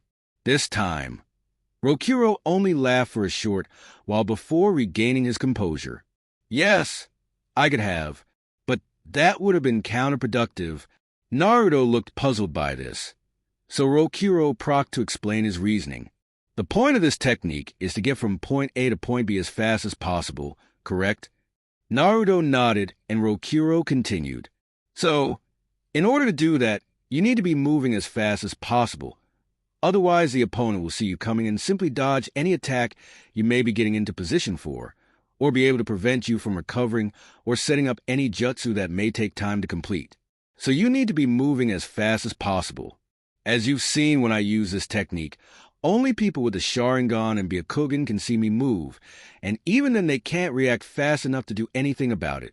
If I had told you about the possibility of smashing your face in, you would have held back, which you can't do if you want to use this correctly. Now try it again, this time moving to that tree. Rokuro pointed to a tree on the far side of the clearing, nearly 100 yards away. Naruto nodded, focusing his chakra once more. Predictably, he flashed across the clearing, only to end up plowing into the target.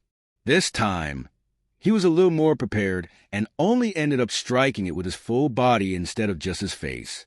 As he swore up a storm, Rokuro doubled over in laughter, though he was inwardly pleased with Naruto's progress. If he kept it up, by the end of the week his reflexes would be good enough to use the jutsu to full effect. Damn it! What am I doing wrong, Rokuro? Naruto asked, upset that he didn't have the technique down yet. Come on, there's gotta be some trick to this. I can't just run into stuff every time I want to do this. Sorry, but there isn't. But your reflexes will gradually adjust, and then you'll be able to avoid hitting anything. And when you get to that point, you'll be able to use this jutsu vertically too, meaning you can instantly go up higher or lower, which will be very useful. Really? Awesome! I guess I'll just keep going then until I get this. Naruto shouted, eager to have this new technique. He flashed back to the tree he had just left, and again ran straight into it, this time with the point of his shoulder. Rokuro hung his head in exasperation, before shrugging and walking over to the shade of one of the trees. Reaching into the pack he had brought, he took out a scroll and began reading its contents. Naruto wasn't the only one trying to learn a new wind-based technique. Rokuro studied the scroll, interested in learning the so-called Tornado Fist that he had been given by Tsunade. It was an Uzumaki clan technique, and it had been stored in the Leaf Village's vault along with other things the newly resurrected clan had given their closest allies. Apparently, during the Third Shinobi World War, the hidden Whirlpool Village had suspected they might be attacked, so they gave the Leaf Village copies of their special styles and their knowledge of Fuinjutsu in several scrolls. Now that the clan was being re-established, Tsunade had seen it fit to return the scrolls to their rightful owners. Rokuro studied the scroll for an hour before trying to replicate the technique, to little effect. He frowned after his 200th attempt before giving up and turning to Naruto. It had been 2 hours since he tried to use the technique, but since he had made no progress and had a prior engagement, he decided to shelve it for now. Hey, Naruto, let's get back to the village. You've got to move to your new place with Hinata, and I've got that appointment to go to. Rokuro shouted, and Naruto's had popped out of the branches of the tree. Rokuro jerked back in surprise, and Naruto grinned at him. Oh yeah, okay, let's go. With that, Naruto disappeared before reappearing right in front of Rokuro, who fell back onto his butt. What the hell? The Uzumaki had shouted in surprise. How the hell did you get it down so fast? It should have taken your eyes at least a week to adjust. I mean, you only got the basics of using it down before you left on that mission to Suna, Rokuro was extremely surprised that his adoptive brother had already mastered his special technique, and more than a little jealous. Naruto kept a grin on his face and threw his hands behind his head. Well, that's just how I do things. Naruto Uzumaki, master of mastering jutsu. The blonde replied happily, and Rokuro pouted a bit before he grudgingly got over his jealousy. Whatever. Anyway, good job on getting that down so fast.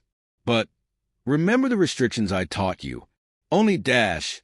Use the technique only 3 times before waiting 5 seconds. Otherwise, it'll tear your body apart. I get it. Naruto responded somewhat testily, earning him a smack from Rokuro. Don't get smart.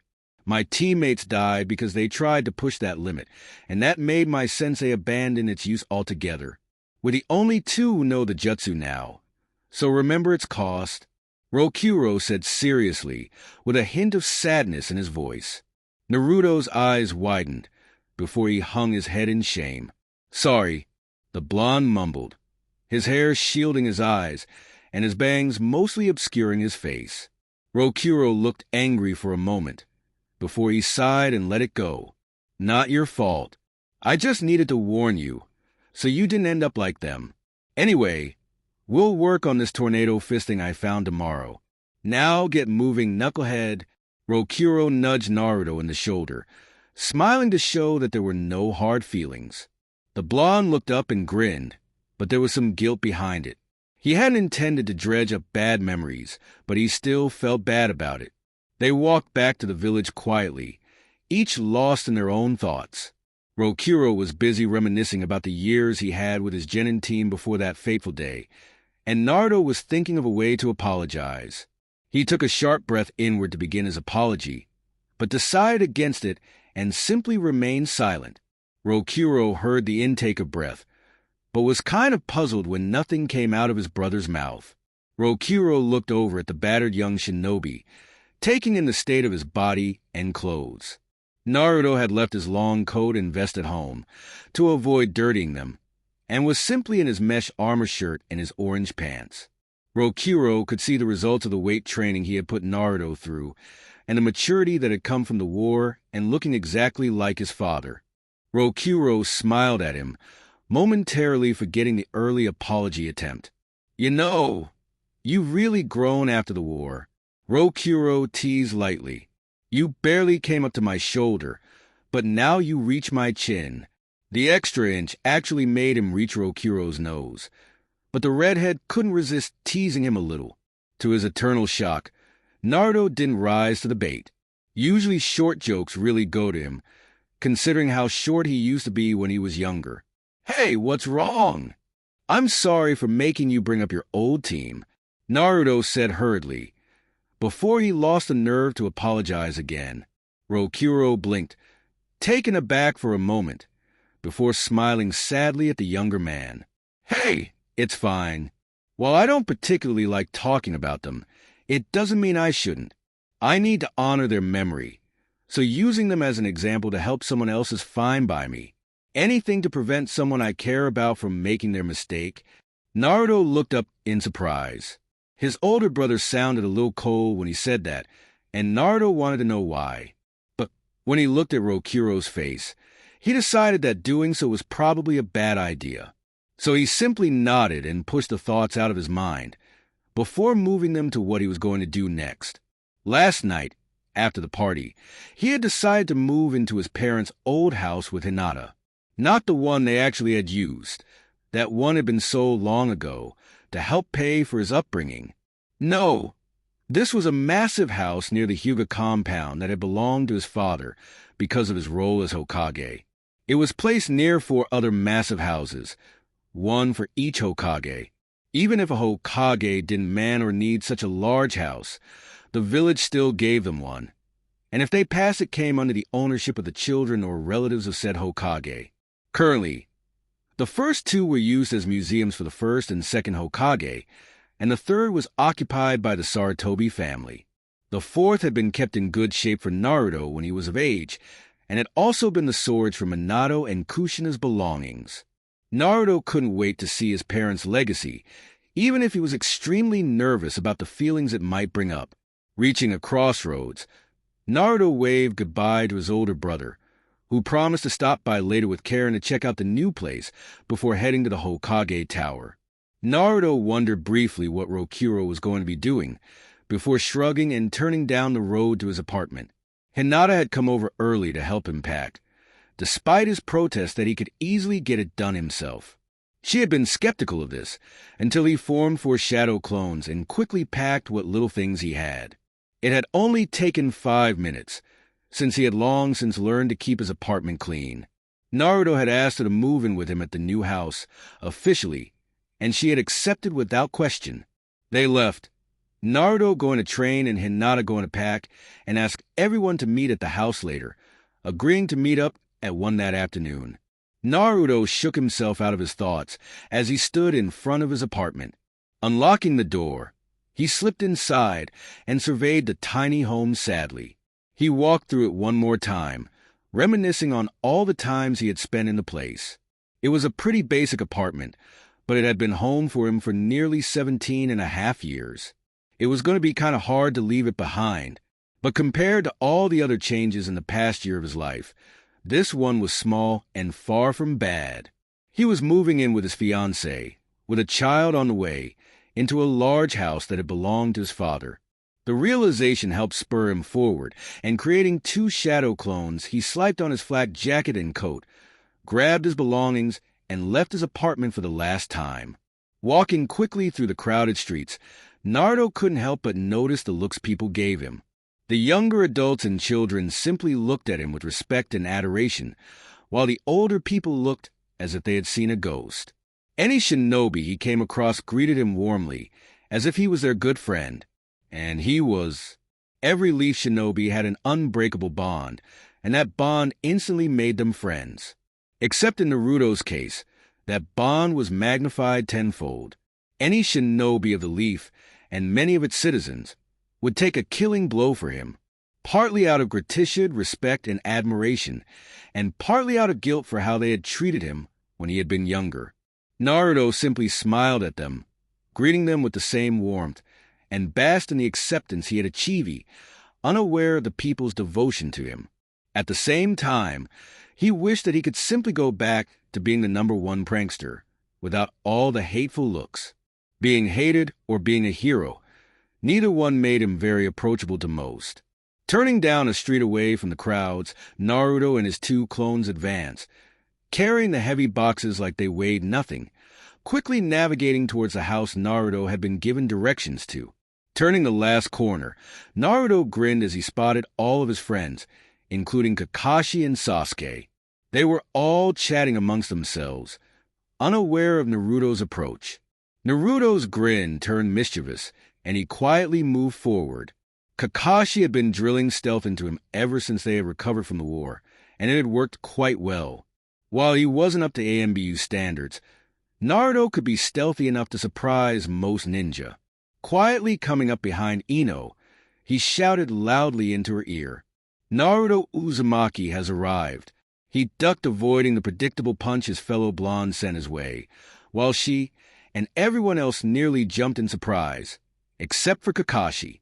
Naruto burst out into laughter at the look on everyone's face, being joined by Kakashi before most everyone shouted at him, "Naruto, you idiot!"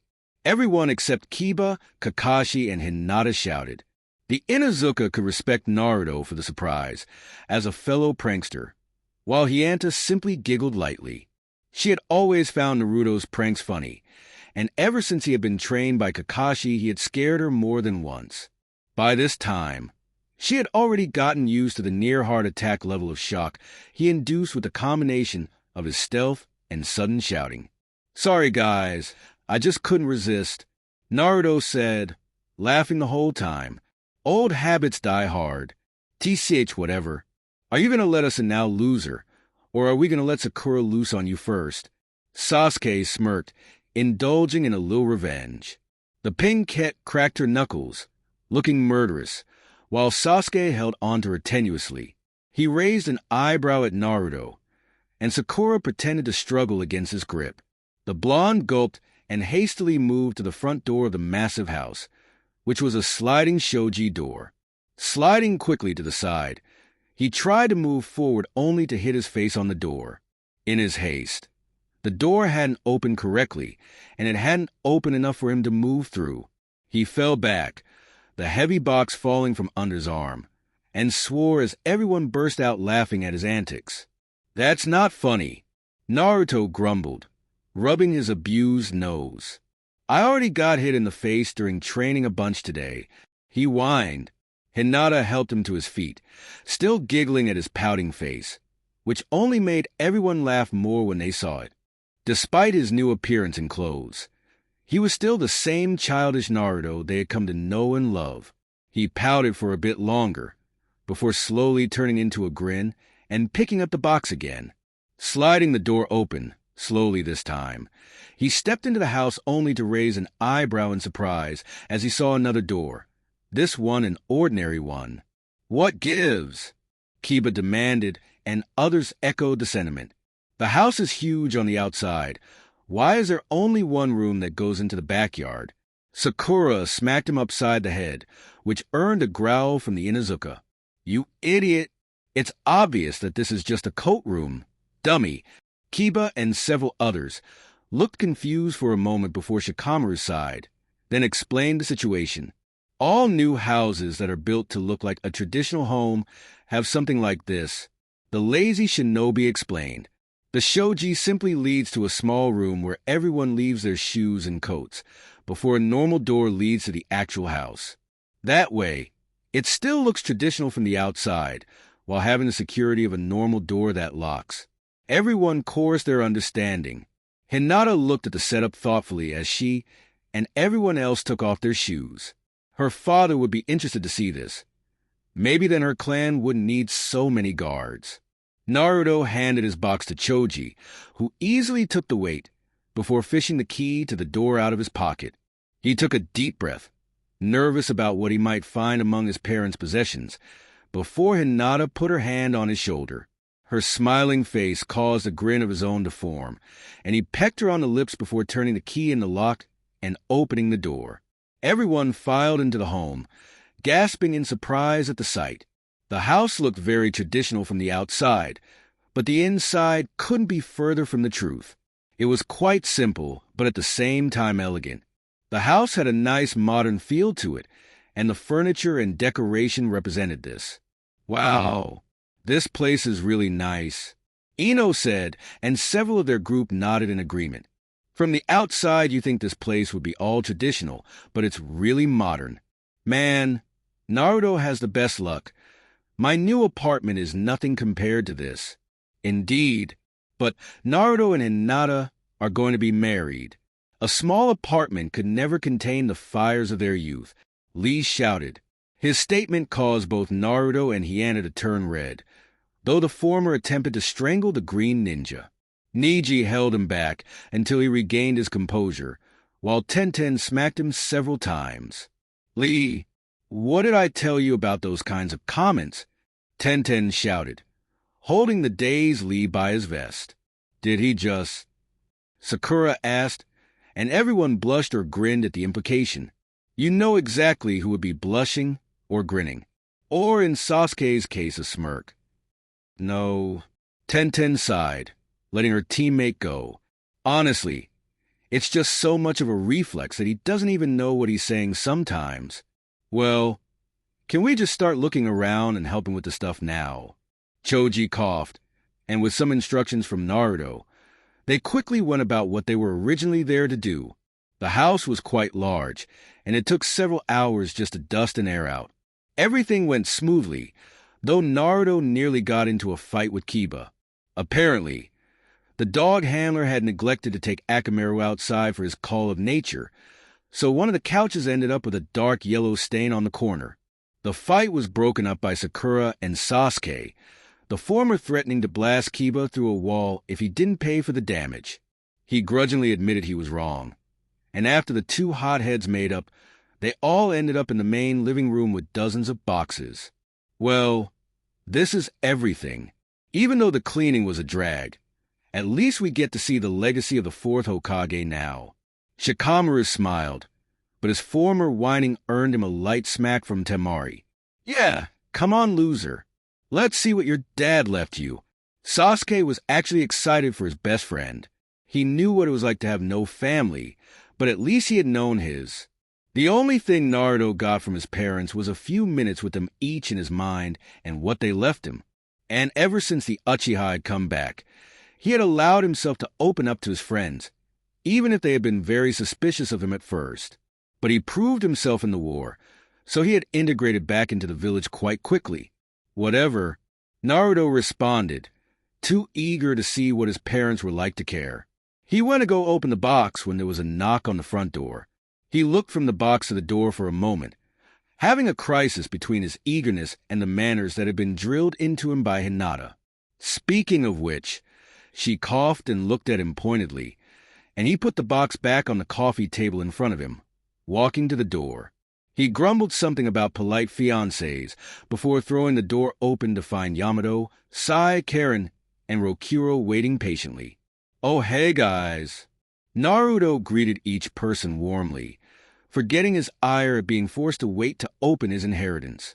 No matter how annoyed he got with his precious people sometimes, he was always happy to spend time with them, especially his adopted family. It's good to see you, Karen. Naruto hugged his adopted sister. While they weren't nearly as close as he was to Rokuro, or even some of his friends, but she was still an Uzumaki, that made her family, regardless of how distant they may seem. It's good to see you too, Naruto. This is a nice new house. She brushed past him, looking at the house in awe. Naruto shrugged. I just wish I could have had the house my parents actually lived in. That wouldn't be prudent. People already occupy it. Sai deadpanned. Good to see you too, Sai. Haven't really seen much of you since you joined back up with the ANBU. Naruto sighed, rubbing the bridge of his nose to rein in his annoyance at Sai's literal interpretations. I wish I could say the same, Dickless, Sai said with his creepy smile. This was simply a ruse. Sai wasn't nearly as socially inept anymore, but that didn't mean he didn't enjoy messing with everyone by pretending he was. Whatever. Who's the one with a beautiful fiancé? Naruto challenged, and Sai simply shrugged and followed Karen into the living room. Hey, Naruto, how have you been? Yamato asked, ruffling his hair. Naruto's grin returned. It's been great, Yamato-sensei. Except for all the boring Hokage training mission Grandma has me doing. Naruto snorted. Naruto, those missions are important for the village, as well as your own development. You're not exactly a diplomatic person, and Lady Tsunade wants you to work on that. Yamato scolded, but he couldn't keep the small smile off his face. I know, but it's so boring. Why can't we just have someone like Shikamaru in every village? Naruto whined. Shikamaru had been chosen as the diplomatic ambassador to the Sand Village, and it severely cut down on the need for diplomatic missions. They would just send a scroll to Esakamaru and trust him to bring the contents to the Kazekage and village council in as efficient a manner as possible. This made it so he was in the village for long periods of time, with only a few weeks back in the Leaf Village every few months. This certainly helped his and Temari's budding relationship. That's not a bad idea. Maybe we can do something like that when you're Hokage. Yamato chuckled at the pout on Naruto's face before Rokuro spoke up. All right, Naruto, are you going to invite us in or what? Come on, we want to see the stuff your dad left for you too, you know. Right, sorry. Come in. We were just about to start before you guys came. The small group made their way back to the living room, and their eyes slightly widened at the sight that greeted them. Karen and Sakura were tugging a certain raven-haired Uchiha between them, who looked like he wanted to kill himself. Ino and Temari were both yelling in one of Shikamaru's ears about sexism and laziness, respectively, while Choji looked on in sympathy. Sai was being chased around the room by an irate-looking Kiba and a Karma around the room, while Shino attempted to stop Kiba. Lee was babbling so quickly about the flames of youth that he was scorching a hole in floor, with Niji and Tenten frantically trying to smother the growing flames. And most surprising of all, Kakashi was allowing a bright crimson Hinata to look at his ever-present orange book while giggling like a schoolgirl. "Does this happen often?"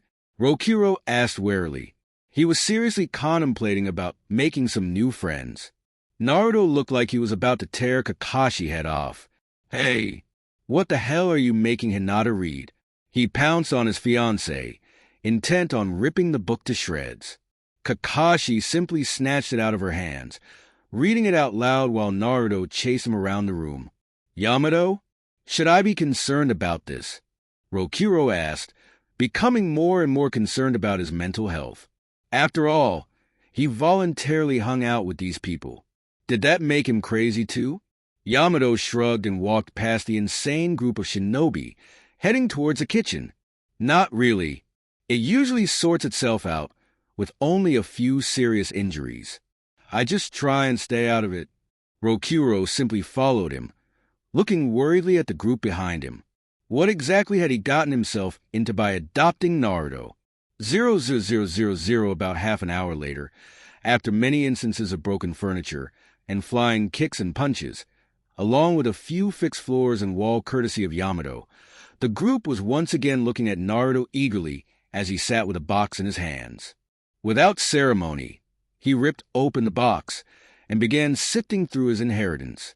Needless to say, his parents' things mostly concerned their careers as shinobi. 3 of the boxes were filled with dozens of the 4th Hokage's special kunai, all of them etched with the Hiraition formula. The last box held a scroll that detailed how to use the jutsu, which Naruto declared he would easily learn. The next box held several of his father's famous coats, which Naruto eagerly tried on. They were a bit too tall for him, so he actually gave them to Rokuro. All of them except the original. The eldest, Uzumaki, was speechless, but when he finally found his voice he refused to take them. They belonged to Naruto after all, and Rokuro didn't want to take anything of his parents away from him. But the blonde had been adamant. They fit him. They were technically brothers now, and he had his own signature style. Rokuro eventually caved in, but promised to live up to Force and Naruto's name. After that was taken care of, Naruto found several of his mother's scrolls on Fuinjutsu. Naruto couldn't wait to learn them, as Jiraiya had already taught him the basics of the sealing art, but these were on a whole different level. Surprisingly, Karen promised to help tutor him. Apparently, she was quite good at sealing, being an Uzumaki, and desired to pay Naruto and Rokuro back for helping her get a new life. This was after the latter expressed an interest in learning the art as well. Also, one of the scrolls was dedicated to the learning and usage of chakra chains. Predictably, Naruto declared that he would master this as well, so that he could combine both of his parents' signature techniques.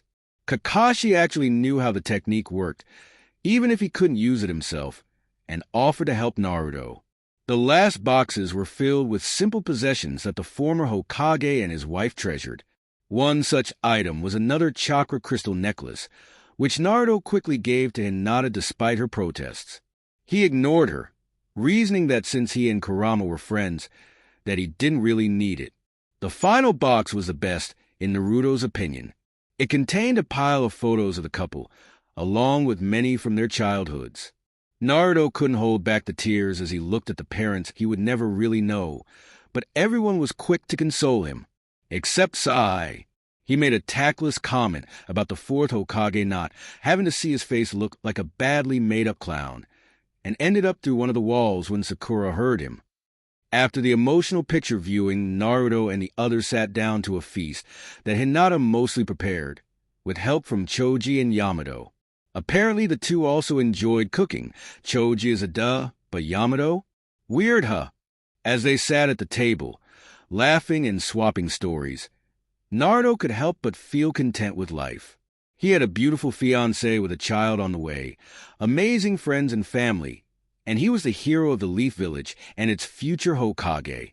Never in his wildest dreams had he imagined that life would be this good for him.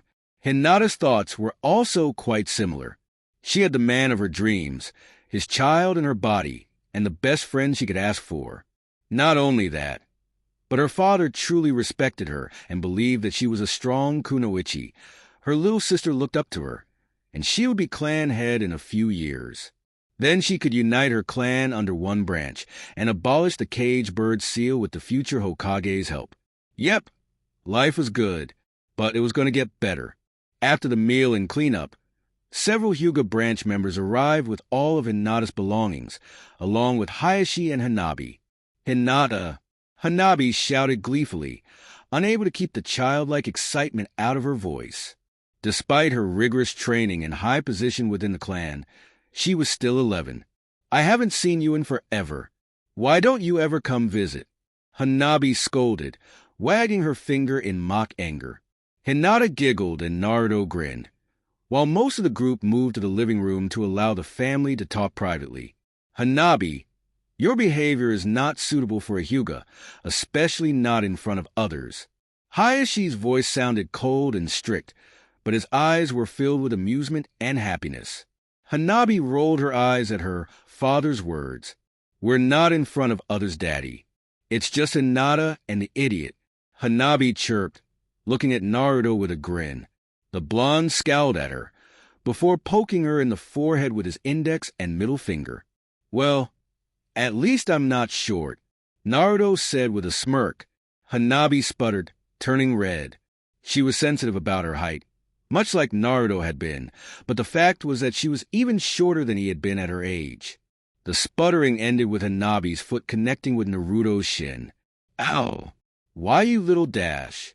Naruto made a grab for Hanabi, but she dashed between his legs and ran into the living room, giggling the whole time.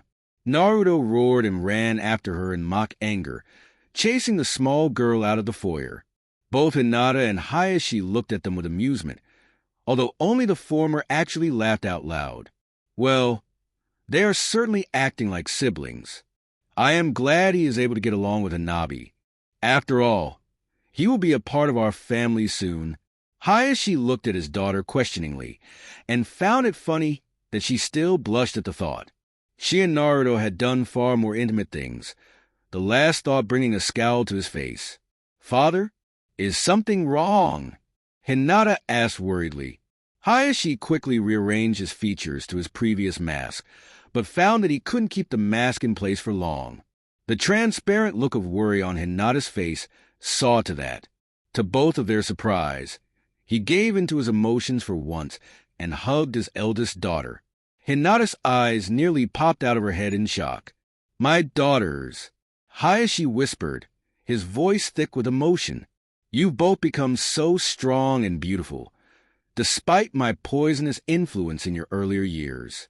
I'm so proud of you and Hanabi, and I want you to know that I am happy that you are happy. You will make a wonderful mother, just like your own, and Naruto will be a better father than I ever was. Hayashi let a few of his tears leak out. He knew he had been a horrible parent, but he hoped that he had made up for it in the past 4 years. Hinata couldn't stop herself from crying at her father's words. They brought up so many bad memories. Her mother's death, his cruel treatment, the passing of her training to Kurenai, losing her position as heir. But they also brought up the good times from the past 4 years. His support of her dabbling in medical ninjutsu, reinstating her as heir, the birthday with her and Hanabi, training with him. And above all, his approval of her relationship with Naruto. The fact that he was proud of her, and that he thought she would be as good a parent as her mother, was simply too much for her. She clutched him to her desperately, that single embrace erasing the years of abuse and belittling her emotions. She tried to speak, but all that came out was a small, strangled cry. Sure, it's all right. You don't need to say anything. Just know that I love you, Hinata, and I will try to be there for you, whenever you need me. Hayashi whispered, resting his cheek against the top of his daughter's head. I love you too. Hinata cried, burying her face in his chest. She felt secure and safe in his arms, something she hadn't felt since she was a little girl. The only time that she had felt it recently was with Naruto. They stood there, locked in the embrace for several minutes, before a flash went off, followed by loud applause. Hanabi stood in the entryway to the living room, with everyone arranged behind her, grinning. She had a camera in her hands, obviously where the flash had come from. Hayashi scowled good-naturedly, while Hinata simply blushed crimson at the attention. They released each other, and Hayashi coldly said goodnight to them all, before turning to Hinata and smiling to her privately. She smiled back, before Hayashi snapped to Hanabi to come with him. The little girl complied, and they exited the house. There was a faint sound of arguing, before tiny footsteps ran away from the porch, followed by loud shouting. The Hyuga branch members exited the house a moment later, bowing to Hinata and Naruto while wondering why most of the people gathered were bright red. As soon as they exited the house, it became obvious why everyone was red-faced. Everyone inside laughed, even Niji and Sasuke, aka Emo 1 and Emo 2. Niji regained control first, but his first comment made everyone convulse back into laughter. Lord Hayashi will not be pleased to find that Lady Hanabi has already slipped the picture to someone else. Everyone looked at him questioningly, to which he simply held up a picture of Hinata and Hayashi hugging, with "Daddy finally takes the stick out of his butt" written underneath it. After the laughter died down, everyone glanced at the clock and quickly said their goodbyes, except for Niji and Sasuke. They all had to be home because of curfew, troublesome girlfriends, or early morning training. No prizes for who said what. With that, Naruto, Hinata, Niji, and Sasuke were left in the large house alone. Naruto's jaw dropped to the floor when Sasuke kissed Sakura before she left, and he stared at the former Avenger dumbly. Sasuke simply smirked before speaking. "Naruto, can we talk in private?" he asked, his tone serious despite his amused expression. Naruto nodded dumbly before following the Uchiha into the kitchen, while Niji took Hinata into the living room. "Naruto, I just want to say thanks." Naruto looked a little puzzled, so Sasuke sighed and resigned himself to explaining everything. "I was so focused on my revenge that I couldn't see anything past that, and it blinded me to you and Sakura. If you had given up on me, like you should have, I would never have come back. I probably would have ended up dead, fighting you or one of our friends. While Itachi did deserve better from the Leaf Village, I learned that disrespecting his desire to protect the village was worse than letting him go unavenged. Destroying the leaf would have been for my vengeance, not for his. His vengeance was what I am doing now, carrying out the mission he did in life. And because you never gave up on me, I could figure this out sooner and in time for it to help me change. So thanks for never giving up on me, Naruto, and for being my best friend." Naruto shook his head, confusing Sasuke for a moment. "Sasuke, you don't need to thank me. What I did for you was something I would do for any one of our friends. Remember, I never give up on anything, especially my friends. And you're my best friend." Naruto grinned, holding out his knuckles. "We're both high-level shinobi, and we can tell what the other is thinking just through our fists. But who said we had be fighting?" Sasuke smiled. Not a smirk or a fake mask, but really smiled for the first time in years. They knocked their fists together. Naruto had the same dedication and unwavering loyalty as last time. No matter how bad things got, he would never give up on Sasuke or their friendship. They would always be best friends and rivals in his eyes, always there for one another and pushing each other to get better. Sasuke conveyed complete gratitude and friendship. Naruto was the only one to truly understand him, no matter how hard anyone else tried, and he would be eternally grateful to Naruto for his friendship.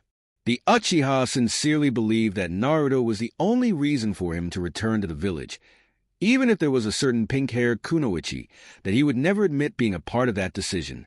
The contact was brief, lasting only a second, but it was more than enough. Sasuke's little speech was like a candle before an inferno compared to what the touch had conveyed. "All right, enough emotional crap. Get the hell out my house," Naruto said with a triumphant grin, earning a glare from Sasuke. Naruto simply pointed towards the door, still grinning, and then escorted the grumbling Uchiha outside. "See you later, Sasuke." Naruto went to shut the door as his best friend walked down the path, but opened it back up and shouted after the former Avenger, "Oh, and if you hurt Sakura's feelings, I'll kick your ass." Naruto screamed, before ducking as a kunai embedded itself into the door next to his head. "Hey, bastard!" Naruto shouted into the night, while the raven-haired man simply ignored him, walking away with a satisfied smirk on his face. Naruto simply glared at the retreating figure, before grinning and walking back inside, passing a smiling Niji on his way to the kitchen. The expression didn't sit right on the Hyuga's face, and Naruto ran to the kitchen to make sure nothing bad had happened. While the two best friends were talking, Niji had been having a conversation with his younger cousin. Lady Hinata Niji began, but was quickly silenced by her raised hand. "Niji, you don't need to call me that. You never had to. We are family, and you should just call me Hinata. I don't want to be cold and distant with my family, not like father used to be," Hinata said gently and with a tinge of regret. After all, her father had just made up for being so cold to her for most of her life. Niji frowned, shaking his head. "Lady Hinata, you are the heir to the main branch. It would be disrespectful for me to call you anything less. As a member of the branch family, I must show you the respect due your station." Hinata was fuming, which made Niji step back in surprise. "We are all Hyuga," Hinata hissed. "I do not want you to speak like that again. The main branch is no greater than the branch family. All of us are equals, no matter what the elders may say. As soon as I get rid of that abomination of a seal, the divide separating us will be gone, and we can be a family again. And, as the heiress of the clan, I am ordering you to stop using that title." Niji stared at his cousin with wide eyes, before slowly bowing to her. He had never seen her so unbending on something ever. Unless it was related to Naruto, she was always hesitant to voice her honest opinion. He, nor anyone else, had ever realized how much she loathed the cage bird seal and the fact that the branch family were treated like slaves. Besides earning her father and Naruto's attention, it was her main reason for becoming stronger to become clan head. Even more surprising was her use of her position of heiress for the first time. She had never lorded her position over anyone, and hearing her do it on something like this warmed his heart. "I understand your frustration, Lady Hinata, but I do not call you so out of a misguided sense of inferiority," Niji explained. Straightening up, Hinata's anger had subsided somewhat, so she waited to hear his explanation before snapping again. She gestured for him to continue. "I give you the respect to your station because you have earned it. I am aware that we are family, of course, but you will always be the person above my position that I will gladly give that title to. To do anything less would be a stain upon my honor and the honor of our family." "Okay, Niji." Hinata smiled at him, happy with his explanation. He truly respected her, and would never call her anything less than Lady Hinata for as long as he lived. It was a matter of personal honor to him, as well as upholding his pride. After treating her so harshly during the Chunin exams, and nearly ending her life, he felt that she deserved no less from him. "But when I am head of the main branch and you of the side branch, you will stop calling me that. Now, what did you want to talk about?" The corner of Niji's mouth lifted slightly at the confident tone in her voice. Oh, how his shy, stuttering cousin had changed. Naruto had absolutely rubbed off on her, as well as vice versa. "I would like to thank you for what you have done for me since the Chunin exams all those years ago. No matter how badly I had treated you in the past, you were always so quick to forgive me. You treated me like a brother, when I had no right to be treated as such. I was so cold, even after I accepted that fate had no hold over me, but you changed that part of me. Without even trying, you were able to draw me out of my shell and allow me to become a far friendlier person. Well, you and Rokuro," Niji admitted the last part grudgingly, thinking about the redhead who had become such a good friend over the past few months. Hinata smiled at the last part. "Yes, I noticed. Rokuro is having a similar effect on you as Naruto did to me. It seems that he has also made friends with everyone else rather quickly. Uzumaki certainly have a strange charisma, don't they?" Niji chuckled lightly. "Yes, they certainly do. But as I was saying, it was mostly you. The fight, Niji grimaced, recalling how hateful and arrogant he had been, was the start of my changes, and they are a definite improvement over how I used to be. I had no right to hate you for what happened to my father, and it was all based off of a false belief anyway. For that, I humbly ask for your forgiveness, and that you accept my offer to act as your older brother. As I did before the incident, Hinata looked at him, disbelief in her lavender eyes, before she broke into a grin almost as big as Naruto's. She grasped Niji in a nearly bone-crushing hug. The Hyuga male's eyes nearly popped out of his skull from the force of the hug.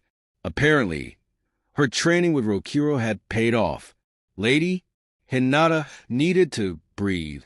Niji managed to gasp out, his vision darkening at the edges. Hinata, quickly realizing her mistake, let go of him and jumped back, dropping to her knees as her cousin dropped to his own in an attempt to catch his breath. Niji, I'm so sorry. I was just so excited since I missed having us be like brother and sister. I guess I got carried away. Hinata apologized rapidly, embarrassed by her emotional outburst. It's all right, Lady Hinata, but you've gotten much stronger. Niji wheezed, a small smile on his face. She had truly become a strong kunoichi, and Niji had no problem saying that to her. Sure, he had seen it during the war, but the fruits of her labor and Rokuro's physical training were very apparent to him right now. Thank you, big brother. Hinata blushed, both from the compliment and from the use of the term she had once used for Niji. Of course, Lady Hinata, Niji said warmly, standing and bowing to her. But I'm afraid I must leave now. I will be training with my team tomorrow morning, and I must wake up early. So I will see you later, little sister. Niji smiled at her again and pivoted on his heel and walked to the door. Hinata simply stood in the kitchen, a large smile on her face as she watched the retreating form of her cousin, more content than she had ever been in her life. She had moved in with her future husband whom she loved dearly, been told, "I love you," by her father, who had apologized for years of cruel treatment, and been accepted as the younger sibling of her dear cousin. Naruto walked into the kitchen to find a smiling Hinata, who immediately walked over to him and kissed him lovingly. While Naruto was a little confused, he reciprocated quickly, but the kiss didn't last very long.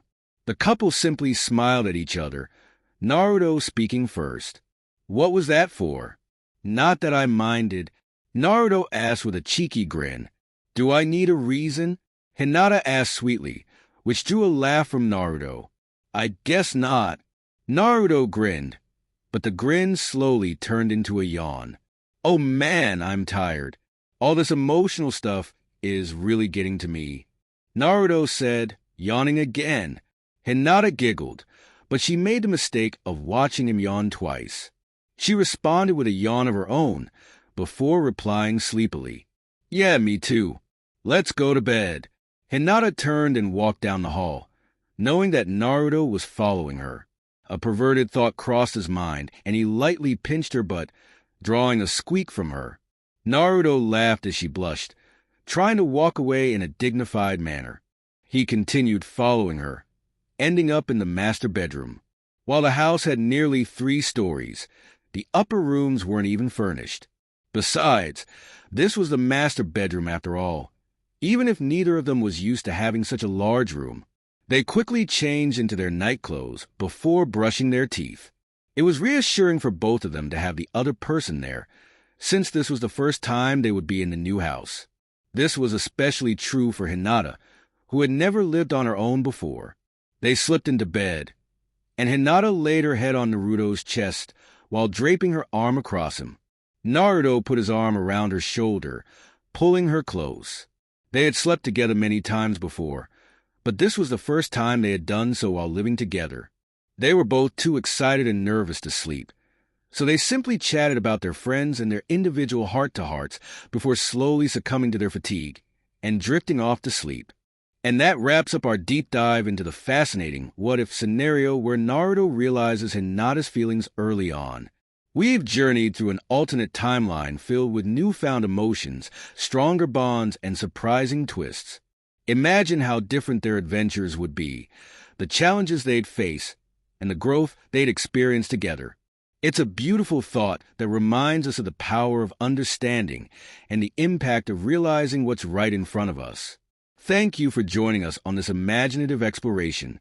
If you enjoyed this video, don't forget to like, share, and subscribe to AnimeT23 for more intriguing anime scenarios and discussions. Let us know in the comments what other what-if scenarios you'd like us to explore next. Until then, stay curious and keep dreaming.